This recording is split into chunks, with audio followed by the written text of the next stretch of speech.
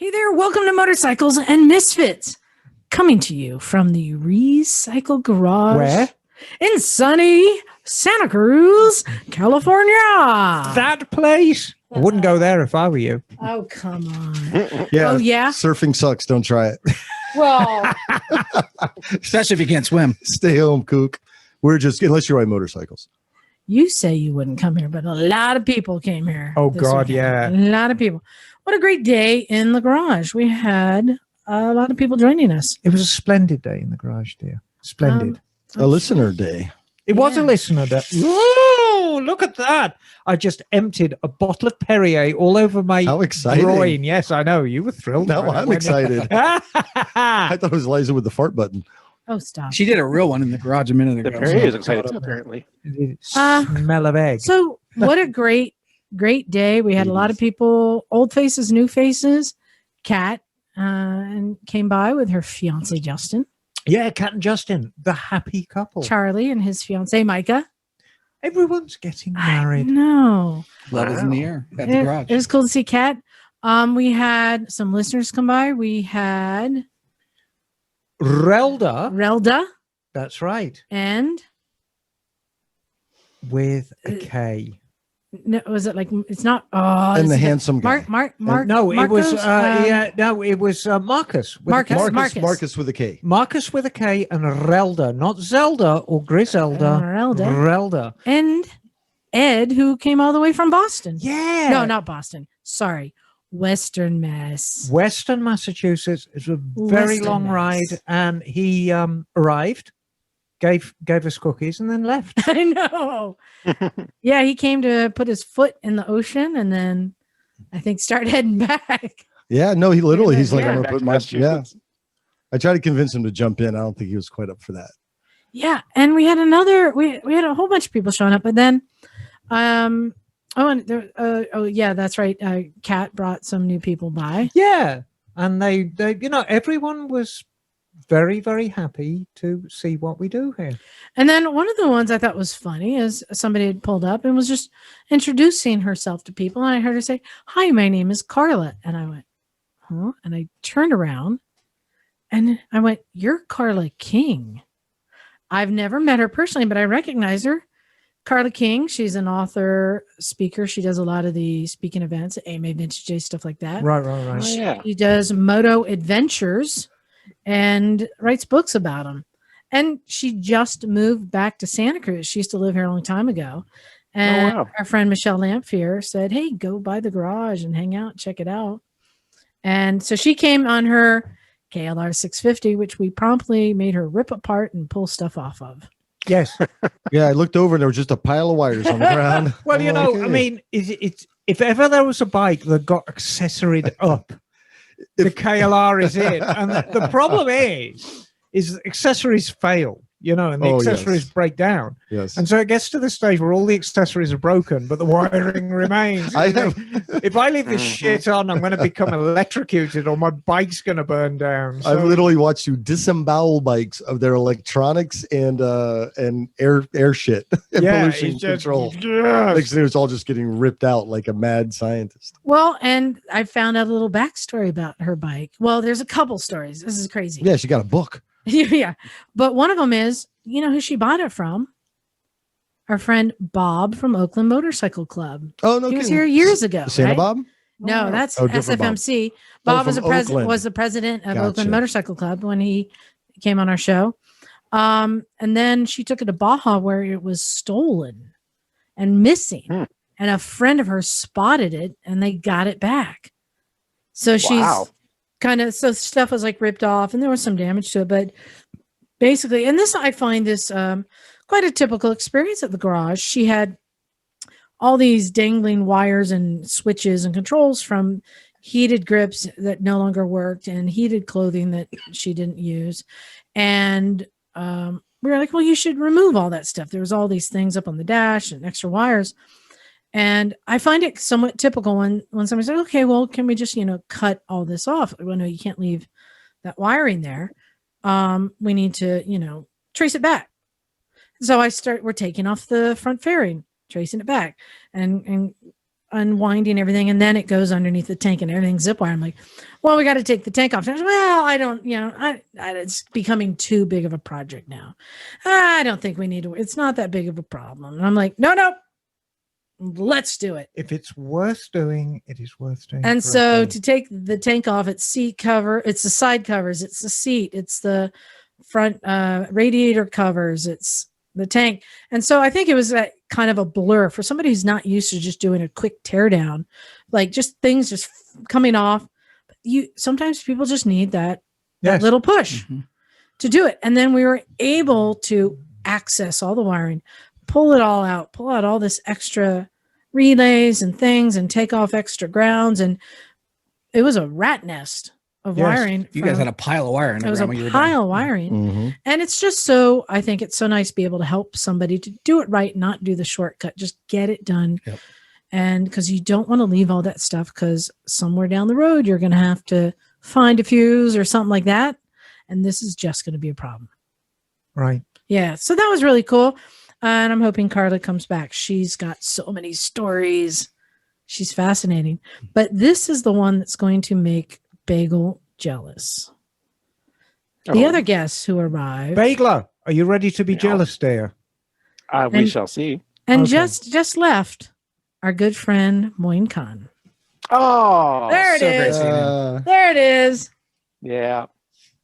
Wish I could have been there. Yeah. So he's in town. He asked after you, Bagel. Cool. Yeah, I know he's got a dinner that he's organizing, but I'm not going to be able to make it down, unfortunately. I'd love to if I could. Yeah, so he came, he pulled his old dirt bike out of storage and is fixing it up to do some rides. He's here for a couple of weeks. Nice. Yeah, and I just, I couldn't help but look around. We had like new riders on like, I think what was a Rebel 250 or something. We had our friend the most John. beautiful Rebel 250 I've ever seen in my life. Our friend, the Asian John came by, who's been gone for a while, who used to have that Harley. Not Stumpy John. No, not Stumpy John, Asian John. Who now has a quite appropriate Stunter Z125. James, we had all these old faces, but then to have people like Moin Khan, motocross champion of Pakistan, and Carla King, world traveler and author, just hanging out with everyone.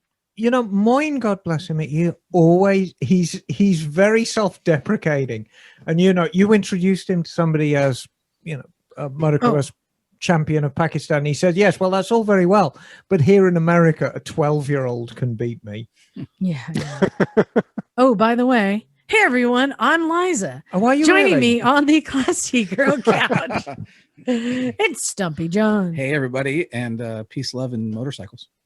I stole Jim's line. Yeah, I wonder what he's going to come up with. That's all right. That was a COVID line. We're post-COVID. That's all right.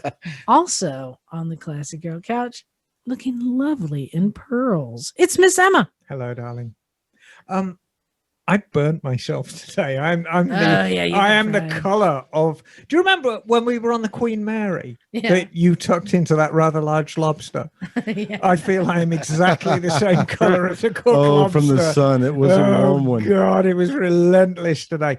And do you think this fair-skinned English woman was smart enough to work under the tent? Do you think so? You would think so. No. So I'm quite burned, and it's just warm right now.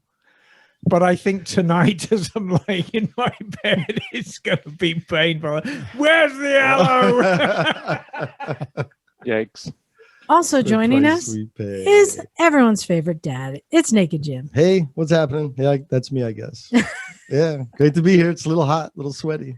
A little hot. And then, of course, all the way from Oregon, it's Bagel. Because it's too hot, baby. Gotta run for shelter. Gotta run for shade. Yes. Nice. Yes. Too hot. Is it correct? Cool in the game. Yeah, it is. Yeah, it got up to 108 degrees here today. It's now 104. And probably close to 90 in my shop. Yeah. I mean, do you have any regrets, Bagel? You know you do. Of moving up here? Yes. There are a few. Yes. Mostly missing you all. Yes. Oh. Well, that's a good Oh, answer. that's nice. But- Yeah, but he has a giant Yes. garage and a girlfriend. What more Trust do you me, need? Yeah. he's fulfilled. Yeah, Yep. he has everything my he shop. needs. I spent a lot of time in my shop this weekend too. Nice. I want to share a story about something I did yesterday, which was so cool. You guys, so cool. I don't think I told you this story. I didn't tell you yet. I told Emma. I have family in town. I took one of my cousins on the back of my Africa twin, riding up to Felton to go meet up with Mason George. Just Mhm. go say hi. And we're going up Highway 9. So Highway 9, as soon as you leave Santa Cruz, like 5 minutes from where we are right now, you are suddenly on a twisty road going through the big trees. And I used to live up there years and years ago. Mm-hmm. And you'd be surprised how many big rigs get caught out on that. Yeah. Because it really is that quick. I mean, you were driving down an urban street, and then suddenly, in the blink of an eye, you're on this twisting country road. And Through the redwoods. Yeah. Through the redwoods. And I've lost count of how many 18-wheelers just got stuck about 3 miles up there. Yeah. So we were heading up there, just taking the scenic route, having a nice ride, not riding aggressive or anything. One of the things that Bet you were. No, I wasn't. One of the things that they have here in Santa Cruz, down here at the boardwalk, you can catch the tourist train. It used to be the train that came from up in the woods, bringing the redwood lumber down to load it on boats and Right. Yeah, take it's it the away. Roaring Camp Big Trees Railroad. And now it just takes tourists on open cars. Right? It's cool though. It's If it's a lot you of come fun. to town, it's a cool thing to do. But basically, the railroad track is a block away from the house here, and you're kind of following it up into the redwoods. And there's one point on the Highway 9, this twisty road, where you're running parallel to the track, and then you cross it, and then it's going on the other side of the road. Well, I've got my passenger, and we're going up, and I start to get closer and closer to it, and I look up, and there's the passenger train. We're parallel to it. I'm like, we got to beat the train because we got the crossing coming up. no. Right? We got to beat the train. And so I start to go a little bit faster. And fortunately, there was no car in front of me. Did you give it the beans, So I darling? gave it the beans. And we get up to the crossing. And I've gotten far enough in front of the train. I know we're not going to like have an issue, but what I wasn't prepared for is ding, ding, ding, ding, and the gate coming down. Oh, And I geez. shot through it as it's coming down. Don't you remember Brandon getting the scorpion? Hey, and it was like something from a movie scene, and I was like, "Whoa!" And my passenger was like, "Wow!" It was so fun. I cannot believe I've never done that before. We need to like hang out. Liza, On You're saying there was a wait for kid the on the train back, right? There was a and kid do on- it. Okay. That's do funny. not make a habit of this. It'll end in tears. It was so fun. Have you seen the videos of people who haven't made it? Yes. They're all over YouTube. Okay. Yeah, I'll bet they're all over everywhere, all over YouTube, all over the street, all over the sidewalk. Yet, Liza, now come along now. I mean, what would have happened? What would have happened if you would have just fallen off your bike on the railroad tracks? Or were the bikes fall? I mean, there's trains go slowly. Oh, no. I hate to be the voice of reason. However, as slow as these trains move, it's not going to stop in time if you're lying on the tracks. It's just going to squash you like a bug. They also stop slowly. Yeah, they stop extremely slowly. It's momentum, darling, or lack thereof. It was fun. Yes, I love it. Memorable. That child will be scarred for life. Yeah, it was a good Oh, did you time. have a child? He's a 30-year-old child. Okay. Oh, so okay. not a Oh, I child. thought it was okay. I thought those were little kids. But you as a had. cousin, I don't know. I only met him once when he was a small child. Oh, okay. Yeah. Well, you know him he more had a now. lot of fun Yeah. riding around and went and saw Mason George, who gave me a t-shirt, and that was cool. So yeah, How is that was a thrill. how is dear Mason? Mason is doing good. Yeah, good. He's got a lot of business. Yes. That's great. Yeah, a lot of business. He's got some cool bikes up there. Yes. He actually has a really cool bike that he used to own, and he sold it to Cody Webb, and then he just bought it back. It's an old Triumph, Yes. like a 60s Triumph or something. Right. Yeah. Yeah, it's got really cool vintage paint on the tank. It's really cool. So he's got a good selection of there. But nothing though compares. none of these experiences compares to a good electric bike. Am I right? I guess so. How's my sound? Ah, there he is. Hey, joining us tonight is Diego Cardenas. How are you? Doing okay. How are you guys today? Good. Can you see us all? I can see all you guys. Kind of your camera kind of flipping Hey.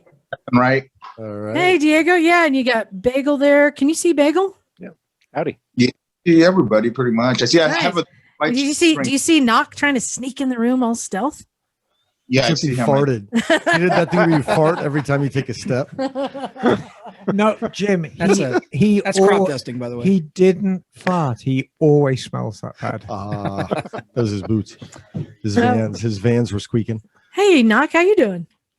I am good. How are you guys? Good to see you. Yeah, How was dinner, Knock? it was fast and efficient. What did you have? I went to Costco, got a hot dog and a bag salad. Oh, Gourmet. Oh, A bunch of rabbit food Oh, and a no. gross, shitty hot dog. Lots Well- of mustard. Knock. Let me catch you up. Yeah. We got Diego here. We're just about to talk to him about a cool cross country trip that he's going to be taking. And Brad. after that, I have a little game that we're going to be playing. If you course want to you- get in on it, Of course you Diego, do. you too can get in on this if you want. I'm here all day long and all night Here's long. the challenge, but you may be too busy talking. But here's the challenge. In honor of Diego, who's going to do cross country, you're doing what, LA to New York? I'm gonna try to shoot for a cannonball. I'm gonna try to do it as fast as possible from Portofino Ooh. Oh, to hell Bob yeah. Lodge. So in honor of Wow. that, I wanted to create a challenge for us all of who can find the best bike for sale on Facebook Marketplace or Craigslist for $1,000 all in to go cross country. Mm. Ah, yes, I know. Yes, but It has to be reliable and roadworthy. Yep, I think it's You would think. it's possible. We get style points, don't we? I have to say though, I don't know why people put mobility scooters in the motorcycle section, but I was like, that would be reliable.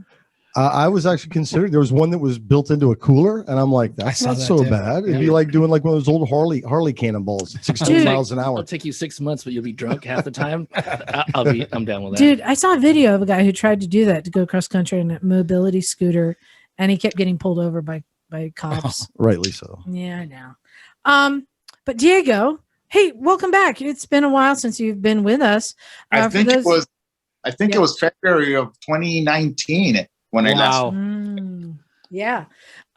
If you guys remember, he came up here on his live wire when it was like the new hot thing, and he let Yeah. us ride it and feel its heartbeat. Yep. So you've done a few things on that live wire since we last saw you. Want to bring people up to speed? Yeah. Wow. Where can I start? So, being that I have now Livewire number 7 in the world, which is the 7th Livewire ever sold, I got a lot of exposure. And obviously, me being the geek that I am when it comes to technology, I wanted to kind of show people that it could also be done. So, between cannonball runs that we've done, our first cannonball run was in 2019, where we did Ontario, California to Las Vegas, Nevada, Energicas, Zeros, and Livewires, hauling ass down the 15 freeway to get there the fastest. To our last cannonball run, which was like a little bit over a month and a half ago, we did 500 miles, which was LA to Reno, Anaheim, the happiest place on earth, to Reno, Nevada. That was 500 miles. And I've been just exploiting the hell out of that bike. I mean, I've taken it to the Bagel Racing League, if you guys heard of that. Mhm. Killer baggers, and there's some videos of me. One video says, if by the time you saw this video, I've already hit 60 miles per hour and the baggers behind me. So, so stuff like that. So that's kind of developed some awareness. There's now my social media profile has grown substantially. I've started a community on about the Livewire itself, and that's also grown, pretty well. I have people from all over the world who love the bike. Other people are looking into the bike. Other people who have Energicas were in my group, and they all share one common thing: is we're all riders of EV, and they love their EVs. And some of them it's their first bike, and others it's their second or third bike, and they find that it's the most fun that they've had. So that's what I'm just trying to do, awareness. So I'm curious. I know you're not a representative of Harley Davidson, but maybe you know the answer to some of these questions. The first one is, how much of an impact did Charlie and Ewan on Long Way Up? Long Way Up. How much did that have on Livewire sales, like it did on adventure bikes? I mean, I'll tell you this right now. A lot of that stuff is hush hush. They don't even tell me about it. It's all corporate information. It did raise awareness in the sense of there's an EV bike now. There's a Harley Davidson Livewire now. Because at one time when I would go to biker bars, you know, I remember early on when I first got the Livewire, I would go to these biker bars and you'd have the big biker guy go, yeah, you never drive me. See me riding that piece. And now I go to the same biker bars 2 years later or a year and a half later, the guys come up to me, they look at it, and the first thing that they say is, I hear it's fast. So there is awareness now. Has it increased sales? I mean, I know that there's a few thousand of these bikes. I mean, based on my acquisition of users who are buying these bikes, and the last guesstimate that I can give you, there's probably less than 3,000 of them around the world now. And that's, we're talking about, you know, that's just a guesstimate or a wild ass guess. Because I lost track after the first 500, because the first 500 bikes were considered first strike bikes, and they were serialized. And a lot of people were saying, oh, I got first strike number 10, I got first strike number 30, you know, so you would start knowing. But as soon as 500 hit, that's gone. Those numbers are tight-lipped from Harley Davidson. So, but the awareness is there. You know, people are seeing now. It's not, you know, they've heard of zeros. They don't know what Energica is. For most of the time, I have to educate them on what an Energica is. But at least now they're aware, and they know the impacts of what EV does. Because the first thing I go, you know what a Tesla is? Yeah. I go, it's the same thing on two wheels. It's fast, it's quick, and it's quiet. And oh my God, you know. And so they start, you know, looking into it, and it's becoming there's this mind shift now that you're seeing now, you know, where people, you know, I get those, the people are really romanticized with, you know, the combustion engine and how it sounds and how it purrs. And I tell them, I'm not here to tell you that one technology is better than the other. I'm just telling you that there's an option now, you know, whether you like it or not, it's an option. And we're in this crossroads right now where you have an up and coming tech, which by the way was invented before the gas powered engine, who is now saying, we can do this. We can probably meet your expectations. And in the future, based on technology, the way it's evolving, we're probably going to exceed your expectation. You know, when you have bikes like the Damon, who's going to come out with a Hypersport, that's a shape-shifting bike that does 0 to 60 in like less than 2.3 seconds, and it does a top speed of 200 miles per hour. You know, claimed. Yeah, claimed. Yeah, well, we're gonna. I mean, everything is claimed. You know, up to now. But if you know, they you know, they did buy all the IP from what you call it, company that went Alta? under Hyperbike.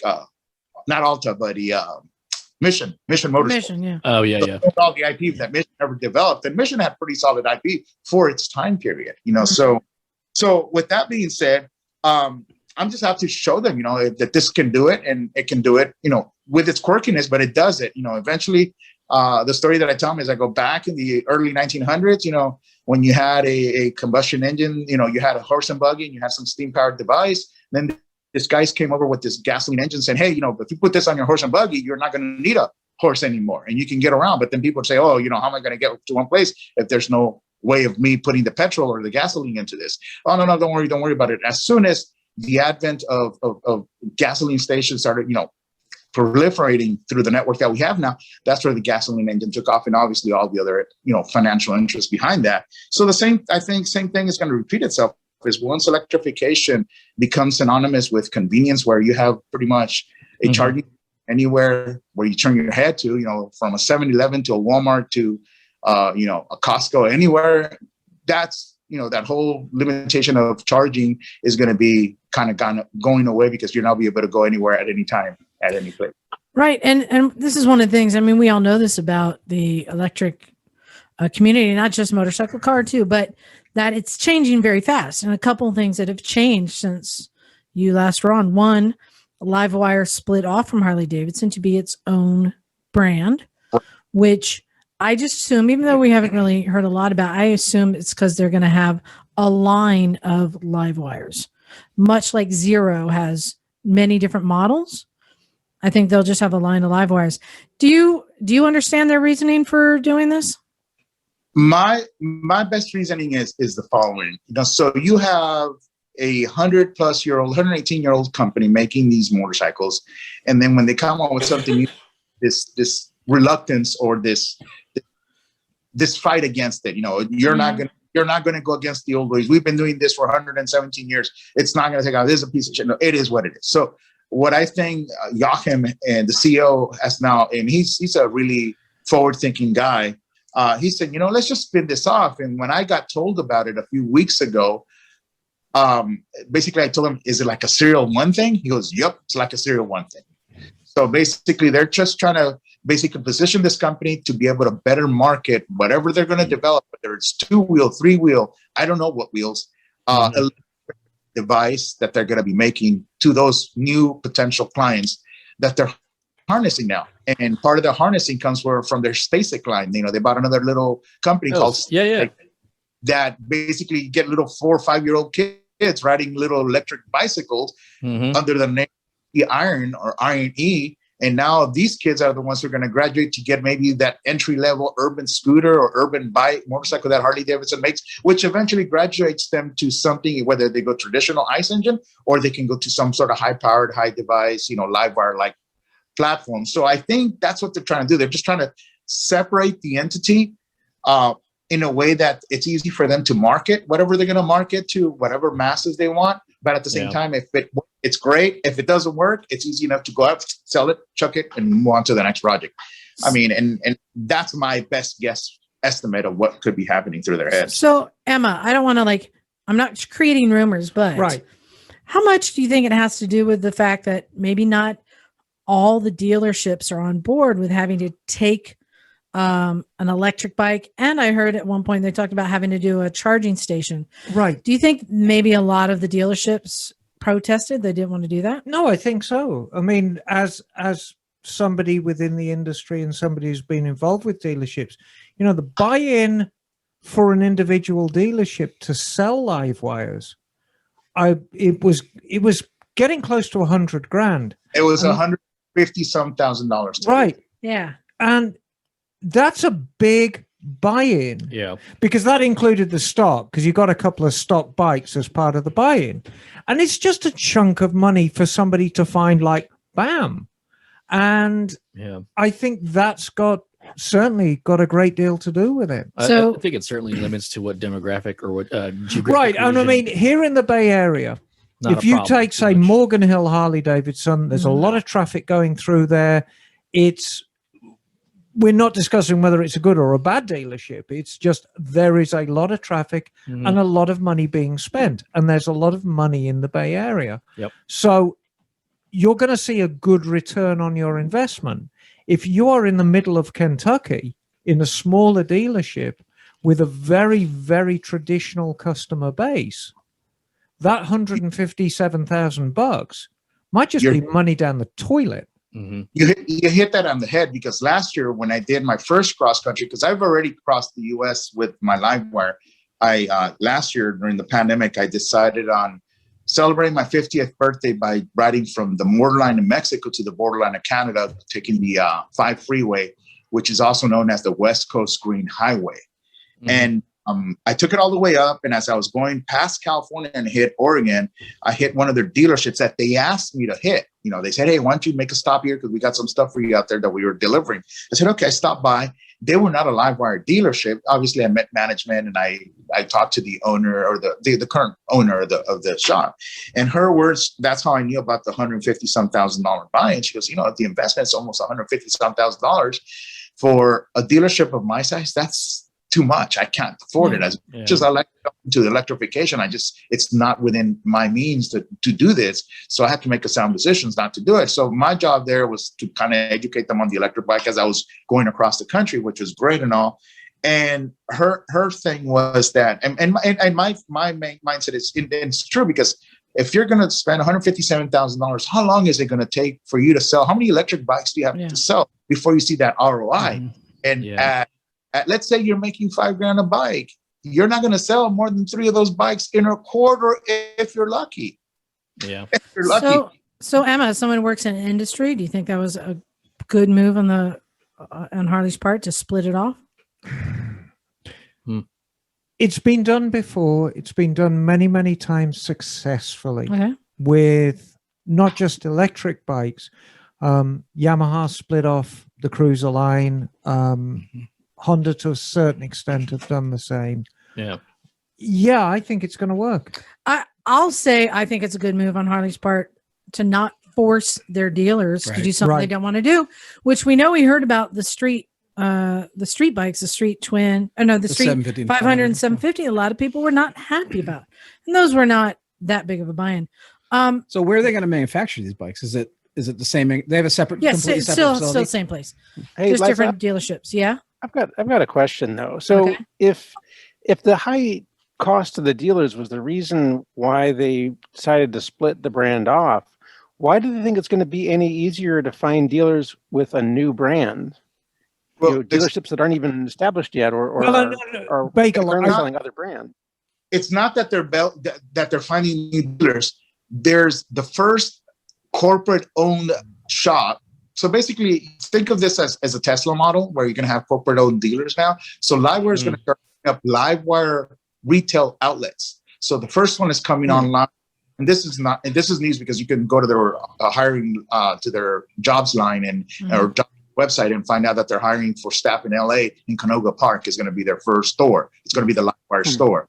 And hopefully from that moment on, they're going to start kind of building their own stores. And obviously they're letting dealerships take a choice whether they want to stay in or not, from what I hear, or they may tell you you're going to be a Livewire dealership or you're not going to be a Livewire dealership anymore on, your commitment. And so I think that's not only a dealership perspective, but it's also they're going to build the brand and branch out on their own separate little, business unit with retail shops. So you might see a shop at I guess as a parallel to this, because the recent news is that Honda is planning to go all electric by 2040. I mean, that's the hubbub, right?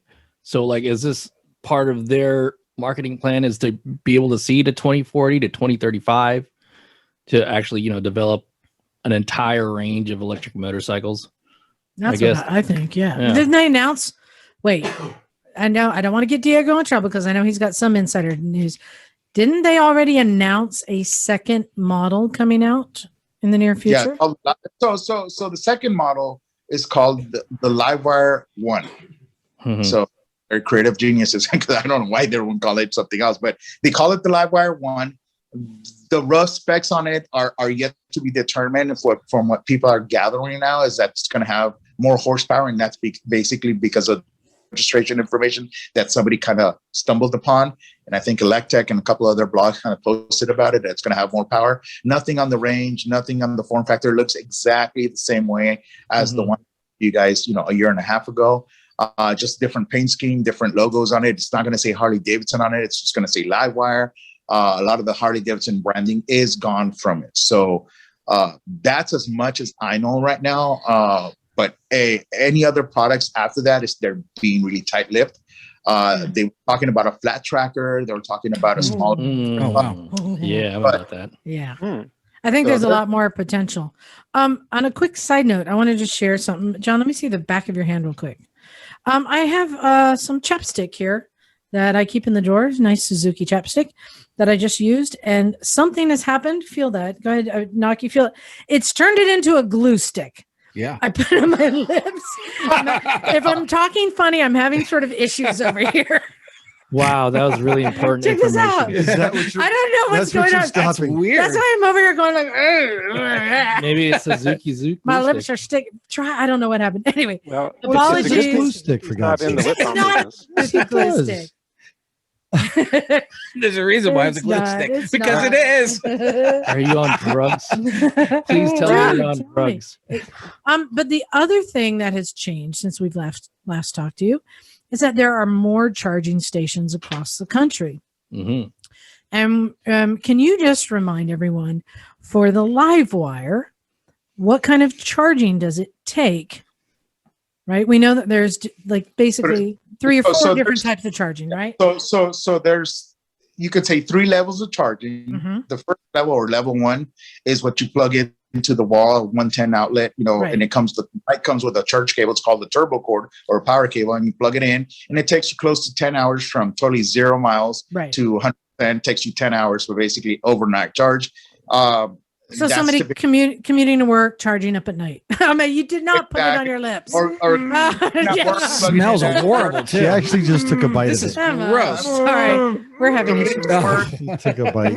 Yeah, so 110. If you're commuting to work, charge up at night. That's not a problem. Exactly. That's it. Then the Livewire does not support level 2. They decided not to go with level 2. So level 2 is what you call the 220 or 230 volt connector. Most electric dryers at home have, and you can plug in a level 2 charger, which then will give you a faster charge. So if typical bikes that have it are the Energicas, those guys do support that form factor. Zeros have their own thing. They don't charge. They have their own proprietary format. And then the last speed, as of right now, it's called DCFC. It's not called level 3. It's called DCFC, which is direct current fast charge. And that will get you those quote unquote high performance charging stations that you see popping up all over the place at Walmart's, 7-Eleven just signed an agreement. They're going to be putting 500 of these things, or 500 stores are going to be getting them. So those are the high-speed chargers where you can take the Livewire from 0 miles to 100% within an hour. Basically, Yeah, Jim, when we were driving cross country last summer, I was seeing like in strange places, like a bank of chargers at like a truck stop or something like that, or a Walmart. And you realize, oh, they're really investing in this infrastructure and putting it around the country. So since that has been happening, Diego, you figured out that it's now possible to travel, right? So going back to my story. So last year, as a matter of fact, after meeting with you guys, I rode my Livewire back home from the Bay Area, and I stumbled into the 5 freeway, and I saw this sign, the West Coast Green Highway, which I'm like, okay, that's that following summer. I took that West Coast Green Highway all the way to Canada. Obviously, I could make it across because we had this border closing because of COVID, but it was great experience. I mean, I've never road tripped in my life. I never cared to road trip in my life. I'm an urban city guy, and this was the best ride I've ever had. And I culminated on my 30th birthday, June 30th. I mean, on my 50th birthday, June 30th. I was the happiest guy in the world because I did this 1,400 some mile ride on an electric motorcycle. Put me on the map. It was great. So then I started going, well, what's the next step? I'm like, I like this. I'm having fun with this. Yeah, people might have to charge every 80, 100 miles, but I don't. I find it that it's fun. It's liberating. I meet people. I shake hands. I talk to people. I sightsee, and it forces me to enjoy the road trip itself.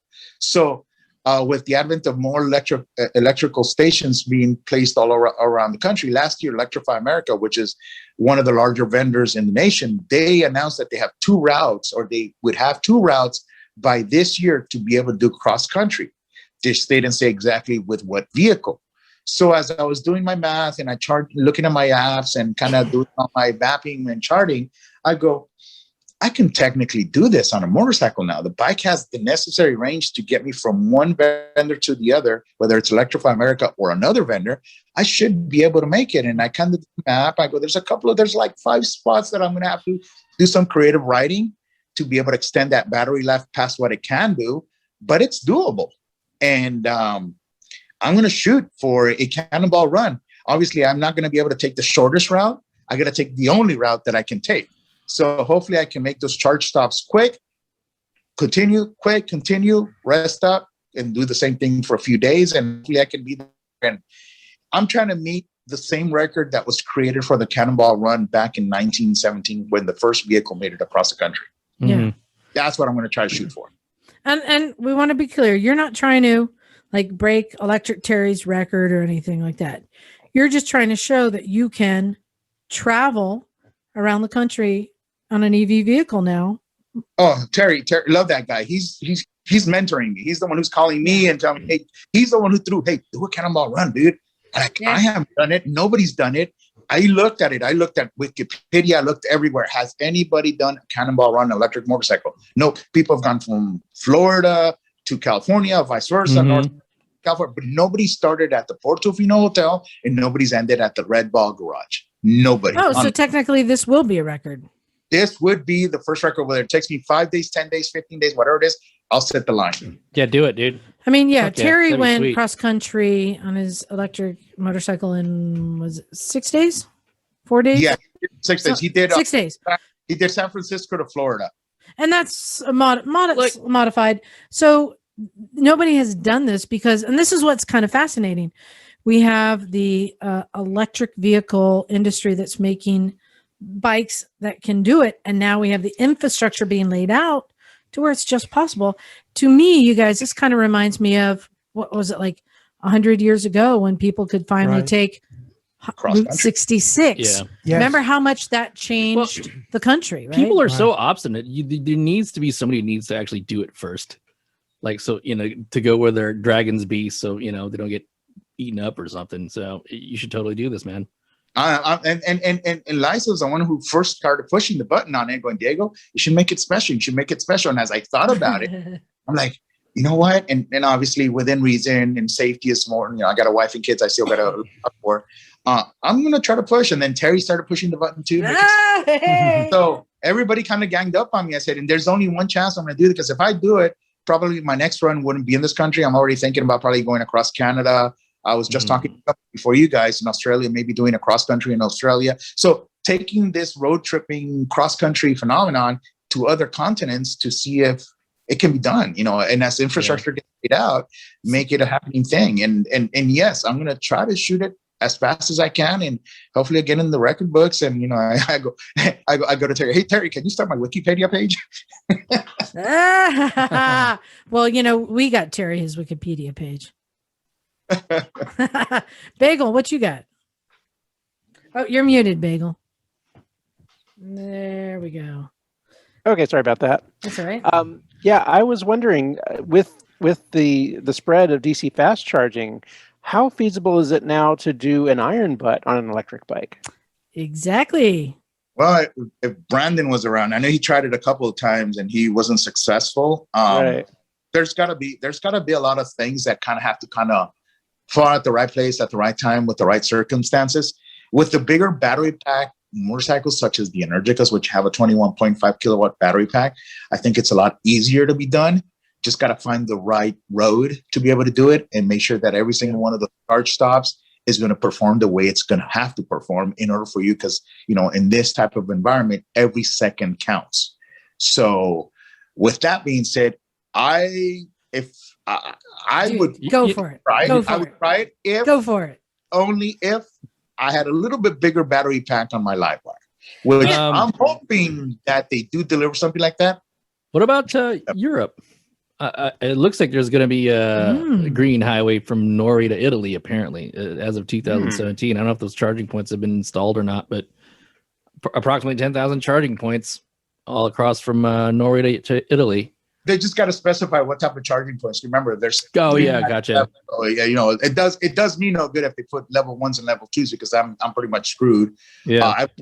DC fast charge it. But based on our experience down here in Southern California doing those cannonball runs we did earlier this year and last year, we inspired some European guys who are all Livewire guys to do something like that. And they're doing a European tour, a 500-mile tour, and they're taking their bikes from Berlin all the way across the Alps to Monte Carlo or something like that. It's like nice. And they even asked me if I wanted to join them. I'm like, oh my God, I've never done that. That would be so nice to ride the Alps. Oh, you should.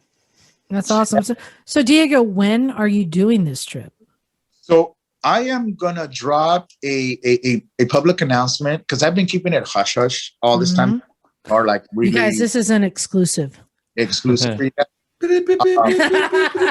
On on June 30th, which is the day of my birthday, which is the day that I finished my first cross country, which was the south to north last year. I'm going to announce and drop a video that I produced with a local rap artist here, which is going to say pretty much who I am, what my intentions are. Once that video drops, the following morning, that night, I'm spending the night at the Portofino Hotel or in that vicinity, and I will be at 3:00 in the morning unstaging the bike and getting the hell out of there, making it to New York or bust. You're doing some rock star shit, huh? I gotta do shit, right? It's big, right? Yeah, totally. Hey, if you need a guest rapper, we got Miss Emma, whose rap name is actually C-Nut. Yes. It says so right there. She could always rap with my guy. That's not a problem. So yeah, so the idea is to take off on that day, and this I'm gonna give a live tracker. I'm gonna post a tracker on the Livewire forum and on our Livewire pages and on my Instagram pages, so people can follow me. They're gonna be able to follow me through something called Blue Lane. It's a tracker. Yeah. And once they do that, I am going to invite them if they can intersect me. Now, I'm not giving exactly charge points or charge spots. It's like giving the streaker formula to Coca-Cola, which I don't want to do that. And charging subject to change without notice. So basically, I could get to a charge station and it could be host. So I got to, figure out what the plan B is going to be or plan C. So I don't want to be giving people misleading information going, oh, I thought you were going to be here such and such day. And eventually I make it there because something happened. So, those types of things I want to avoid. So I'm just going to put up a tracker. I'm going to do live broadcasting as I'm charging. I'm going to tell the people what issues I found, how the bike's been behaving, what issues I'm facing. There's going to be a couple of spots. I mean, there's 5 spots where the range between chargers is 120 miles. And the Livewire at freeway speeds, the most it can give me is 90 miles. Hey, so yeah, is Harley getting some of your R&D data?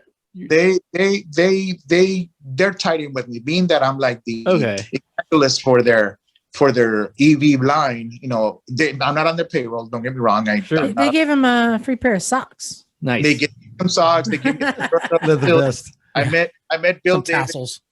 but I do have the ability to text the guy who designed the bike or the guy who managed the team who designed the bike. So if I have any issues, I got that type of rapport now with them, and they love that I'm helping them since I work in IT for a living, cybersecurity. So I'm real technical when it comes to the operating of the bike. And there was a recall last year on the Livewire. I don't know if you guys heard about that. There was a factory recall, and I was the one who helped them debug that thing. So with my been able to kind of get some real world experience on the bike and, scenarios where, Charlie and Ewan did great on their 13,000 mile ride, but, that was Hollywood budget, Hollywood dollars, Hollywood, situation. In me, I'm just plain old me, Speaking of Hollywood and plain old you guys, he was in Long Way Up. Did you know that? It was not over. No, I didn't know that. Yes, he was. Yeah, he got to meet him at the end and ride with him when they came up into LA. That's rad. Yeah. So he was there. Obviously, Harley Davidson, Keep 17 Hot Shots, they put me on this muscle and they had me quiet down, basically put an NDA on me.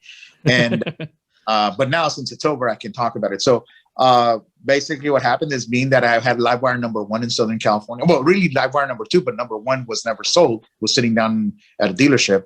But I was first customer owned Livewire in Southern California. I kind of threw it out at one of my contacts because they had a program when you first bought the Livewires. Certain people got what they call white glove. White glove was basically they paired you with a senior executive at Harley Davidson, and that person would be your point of contact. I have paired up with the guy who runs operations for the corporation, the vice president of operations. I mean, this guy reports to Joachim, which is the CEO. So him and I built a good rapport, and I was telling about all my antics and my trips and all the different stuff that I was doing. And it eventually became a friendship. And one day I told him, hey, I've been following Ian and Charlie since the moment they arrived in Argentina, because obviously a lot of people would send pictures of them to me so I can put them on my Instagram so I could keep track of it. And I was trying to find if I could find their route, but obviously their route was unpublished as well because they didn't want to be flocked by fans and, and groupies and all that other stuff stopping their product. So I was getting pictures that nobody else was getting. And when I met them, which was funny, I go and shake their hands. So you're Diego. I go, why? He goes, you've been giving away our secrets, And I'm like, yeah, I'm sorry. No, but no, they were appreciative of my relationship. So they gave me the opportunity to ride with them as they rode into LA. Yeah. Obviously we had the Rivian trucks in front of us with the camera crew. I was there with them. My wife was behind me. Was with me. A bunch of other, Hollywood VIPs were there with us. Senior executives from Rivian and Harley Davidson were there. A lot of the engineering team. We rode with them to the bike shed's parking lot. Mind you, the bike shed not open yet, so we could only just do the after party there. We took some video there, shook hands, had a couple of drinks, and that was it. Oh, it's a wrap, And then close to a year later, because all this finished right before pandemic time. A year later is when the finished movie came out and got published and came out on Apple TV Plus. What a cool experience to have. I want to make sure people know how they can follow you. Okay, so easiest way is if you're an Instagram person, just go to @DCAR70. So DCAR70. The you'll see a mug picture of me in front of the Harley Davidson Tower. I also run and created the Facebook HD Livewire community on Facebook. So if you go to facebook.com/HD Livewire, you'll be able to get to my page, which is my personal page as that's my alter ego. And then from there, you can jump into the community, which is also a group where we have almost 1,000 hardcore EV guys who love the Livewire and related technologies there, just talking shop and exchanging ideas. And I did this to my bike and I did that to this. And, they all help each other. We're finding solutions to problems because obviously Harley Davidson's been busy doing other stuff. We're creating all kinds of little tools. I mean, I've designed highway pegs for my bike. I put in, frame protectors. Right. I finished installing a GV. He's making parts. So That's yeah, so we're cool. making parts. And they sell them. I mean, some other guy, people were complaining about a certain aspect of the bike. The guy, he's a really good CAD CAM designer. He went and designed 3D parts and he's selling them now on my site, which is crazy. So it's becoming a real community of people helping each other. Well, Diego, awesome. I know that it's a very short notice. It's only a few days away that you're doing this trip. So you wouldn't mind if some of us come along on a $1,000 motorcycle, would you? Hey, if we can keep up with the Livewire. All right. I want to see. All right. So who was able to find a $1,000 motorcycle? All right. John, you got one? I got one. Bagel, Jim, you got one? Bagel, you got one? All right. Knock, if you want to find one, you can. Otherwise, you can be a judge. So, and Diego, you can help be the judge along with Miss Emma. So what we're going to do is we are going to pitch these bikes we found, and whoever finds the best deal, the most reliable bike. So Emma. Yes, darling. Here's what I found. Okay. Going cross country, you need to be comfortable. Yes. I found the ultimate luxury. Yes. In a 1983 Honda Goldwing GL 1100. Oh God. Now it's got the plexiglass front fairing, so Yes. lightweight. Yes. But it does have the top case and side bags. Yes. That come separately. That come as a separately. Kit form. Yeah. That you can put on so you can carry lots of luggage. Some assembly required. So here's the deal with this bike. Okay. Tell me all. They're asking $900. Oh, it's a bargain. So I got $1,000 to spend, right? $900. This person says this was their favorite bike from 2006 to 2010. So it's been sitting for 10 years, 11 years. 11. Then the rear brake locked up and I never fixed it. So this is just a stuck caliper. No, it's not. Okay. Says it's been sitting indoors for 10 years. Yes. Not after 11 years. Needs a new rear brake cylinder, a battery, and a seat bolt. That's it. So I figured for 900 plus a battery for $1,000, and I can fix the. Do you think that the carburetors might need attention? Yeah, but I can clean that. I can do that here. How long have you been dicking around with the carburetors on your KZ400? Oh, but I could do it. The whole point. Well, I'm not $1,000 budget. I'm not going to shoot you down yet. That is quite a comfortable motorcycle. However, my little mental calculator, 11-year-old tires, 11-year-old brake lines, at least, 11-year-old oil, 11-year-old coolant, 11-year-old spark plugs, 11-year-old cam belts, 11-year-old fuel in the tank. Yes, but it's a Honda. But it's an old Goldwing. Oh, I'm just saying. Hey, Okay. this is $900 Goldwing. Next. All right, John, what do you got? All right, I'll go with this one. So I have a 2006 Kawasaki Vulcan 750, 19,000 miles. Yes. It says carburetor. It says you only need to reinstall the carburetors and it's ready to go. Very strong bike. Why were their carburetors removed? They fall out sometimes. Yeah. It's kept popping back. We're not, it's How much is it? $1,000. $1,000. So all your budget's gone. Yep. So if there's anything that it needs, you shit out of luck. I got the best one here. Next. Wow. All right. Bagel, you want to go? I could go, or I could wait for last. Oh, he thinks he's I gonna got you go. all beat. Okay. I got Okay. all y'all Jim, beat. what do you got? All right, I got one. It's right at $1,000, but it's a Honda, also going with reliability, Yes. and it's Mhm, also comfortable. It's a custom styled Standard produced from 1980 to 1982. Ooh, It's the CB don't say 500. 1000 Custom, Oh. 1983 CB 1000 Yeah. Oh, Custom. good So bike. yeah, dual And that has the overhead, dual, dual the overhead 10-speed. cam. Yes. It's a bit of a freight train, Yes. I believe, but you're going cross country. Yeah, Once big you- comfortable bike. Once you get up to speed, I think it will be a Yes. grand touring How bike. much? So How much? it is. It's every penny of $1,000. So Well, we're figuring we're also going to negotiate them. 1983 condition fair, 1000 cc, 19,000 miles, Yes. and I know it's been well cared for because I found it in Cleveland, Ohio. Oh. So Uh-huh. it's been sitting outside in the elements for the entire time. But let's see. It ran when parked. It did. Yeah. It's low mileage, has been sitting for several years as Mhm. owner stopped riding. Not Okay. negotiable on price. First person with 1,000 cash takes it as is. Price is firm. Beautiful bike. Shouldn't take much to get it going. Yeah, Am I- there it there's is. the big question. There it is. Next. All All right. right, knock. You guys gonna eat shit. So this is an Aprilia Cape Nord.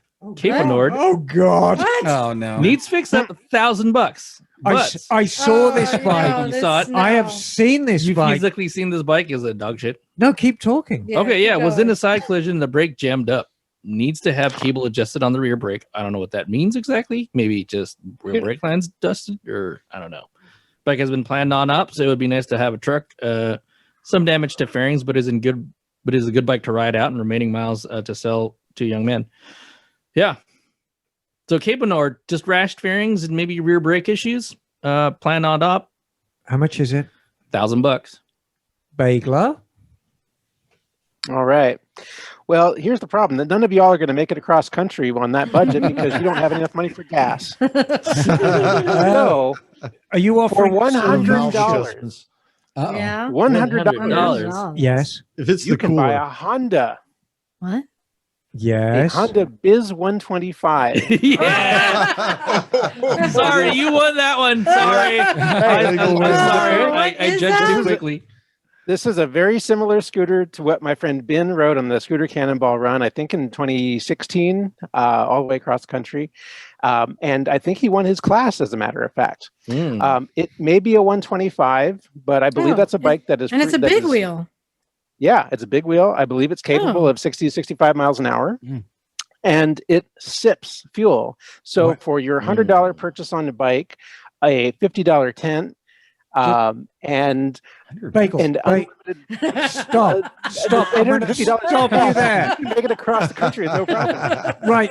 This is all very well and noble. Yes. Nobody sells a good running, good condition scooter for $100. Oh. Nobody. Well, yeah, I don't know.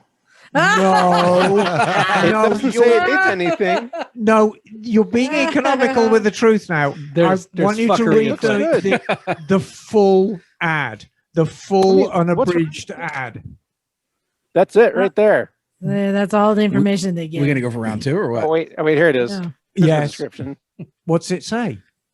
I can't read that. Random It says Honda Biz 125 Modelo 2013. Okay, it's stolen. That's it. Yeah, that's hot. Still- That's as hot as Oh, It is a yeah. it's as cannonball. hot as Portland right now. It is a cannonball. Having the wherewithal to pay for the gas all the way across the country does not count if you get arrested for riding a stolen bike before you've left the state. And Well, I don't would think like it's to stolen. remind you, that riding a stolen bike across state lines is a Federal. felony. Federal offense. Yes. It's not stolen because why would you put a stolen bike on Facebook Marketplace where they can track it back to Oh, your Bagel. personal profile? You know the answer. Because everybody's honest on the People are internet. dumb. Clearly. So, Are we going to recap? no, So, we're not. I want Diego's opinion since he's going to have to be riding along with this person. Just remember, Diego, that a Honda Biz 125 will not be able to keep up with you. It would slow you down tremendously. I've got Unlike a clear winner. a Honda Goldwing. But it will catch up to you at the charging stations. Yeah, here's what I see. Out of all the bikes, your bike is the only one that runs, supposedly. The other ones need. No. No, mine The runs. lack of information does not mean it runs. No, my bike runs. So So the other bikes, Ignored. the other bikes need this, the other bikes need that. So none of those bikes are even guaranteed to be at the starting line. So with that No, being man, said, no. I like with the stolen bike and hedge my bets.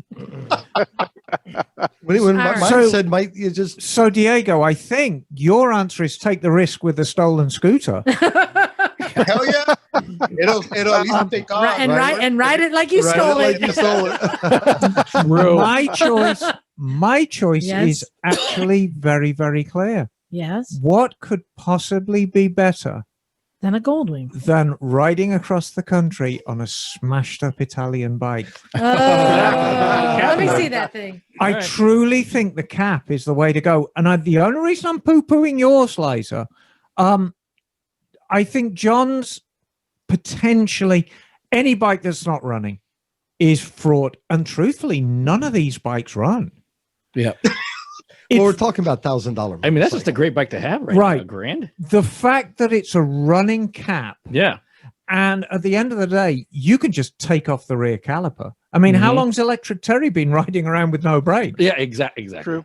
And Exactly. it's a running cap, and a cap, even the vintage ones like that, it's easily 120 mile an hour bike, Mm-hmm. and they handle great, and it's a big truck, and they are actually quite reliable when you get past the fact that it's an Italian bike. So Yeah, it's lots more, of little things break down. I think it's more reliable than a Ducati of the same marquee. Oh year. yeah.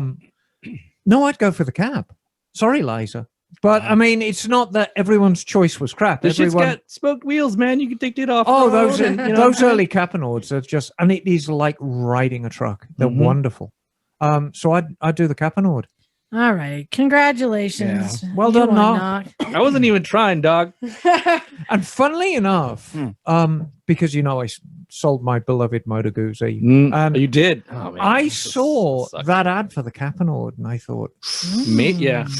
Oh, Can't next do- can't do build. it with another Italian. Next huh? bill. however, I am negotiating for something different right now. Oh, I guess we'll have to find out. How much you but sell dude, your, $1,000 Capanard that's running? The price I got for the Motor Guzzi is between me and the buyer. Mm. However, he's extremely happy with it, and I'm extremely happy as well. Oh, And good. that's at the end of the day. That's good. That's all I care about. And it's none other than Craig from Pacific Motorcycle Training. No, Oh, really. shit. Okay, Fred. Okay. I see him dressed up like a pimp in a big furry hat riding that thing around. I think actually that is the grand plan. He bought it. Bottoms and white shoes. Actually, I feel sorry for his wife because he bought it for her, but he's enjoying it so much she's not getting a look in.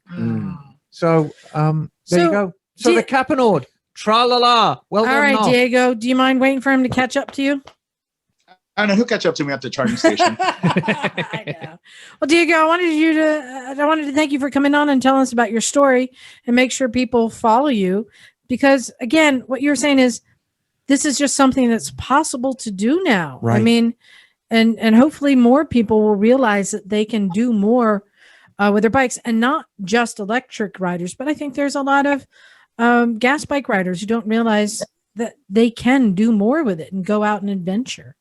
In the last year, I think a lot of people got a good opportunity to tour the country, being that we were kind of locked in this country itself, can fly out. So a lot of people just start doing activities outside their own state, and I was one of those that let's go to Canada on the 5 freeway and take my electric motorcycle. And the people that I met, the sites that I saw, the places that I hung out were just so amazing. I mean, I'm like, whoa. So now I got bit with the adventure bike thing, and now I got to go across the United States on the same type of transportation. I'm just waiting until they have some real cruisers, electric cruisers coming out. Yeah. And there's already a Kickstarter campaign.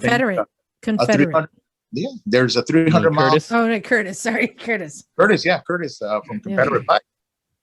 But there's a 300 mile Kickstarter campaign for the EV bike that does 300 plus miles already. Yeah. Yeah. So there's stuff coming down the pipeline.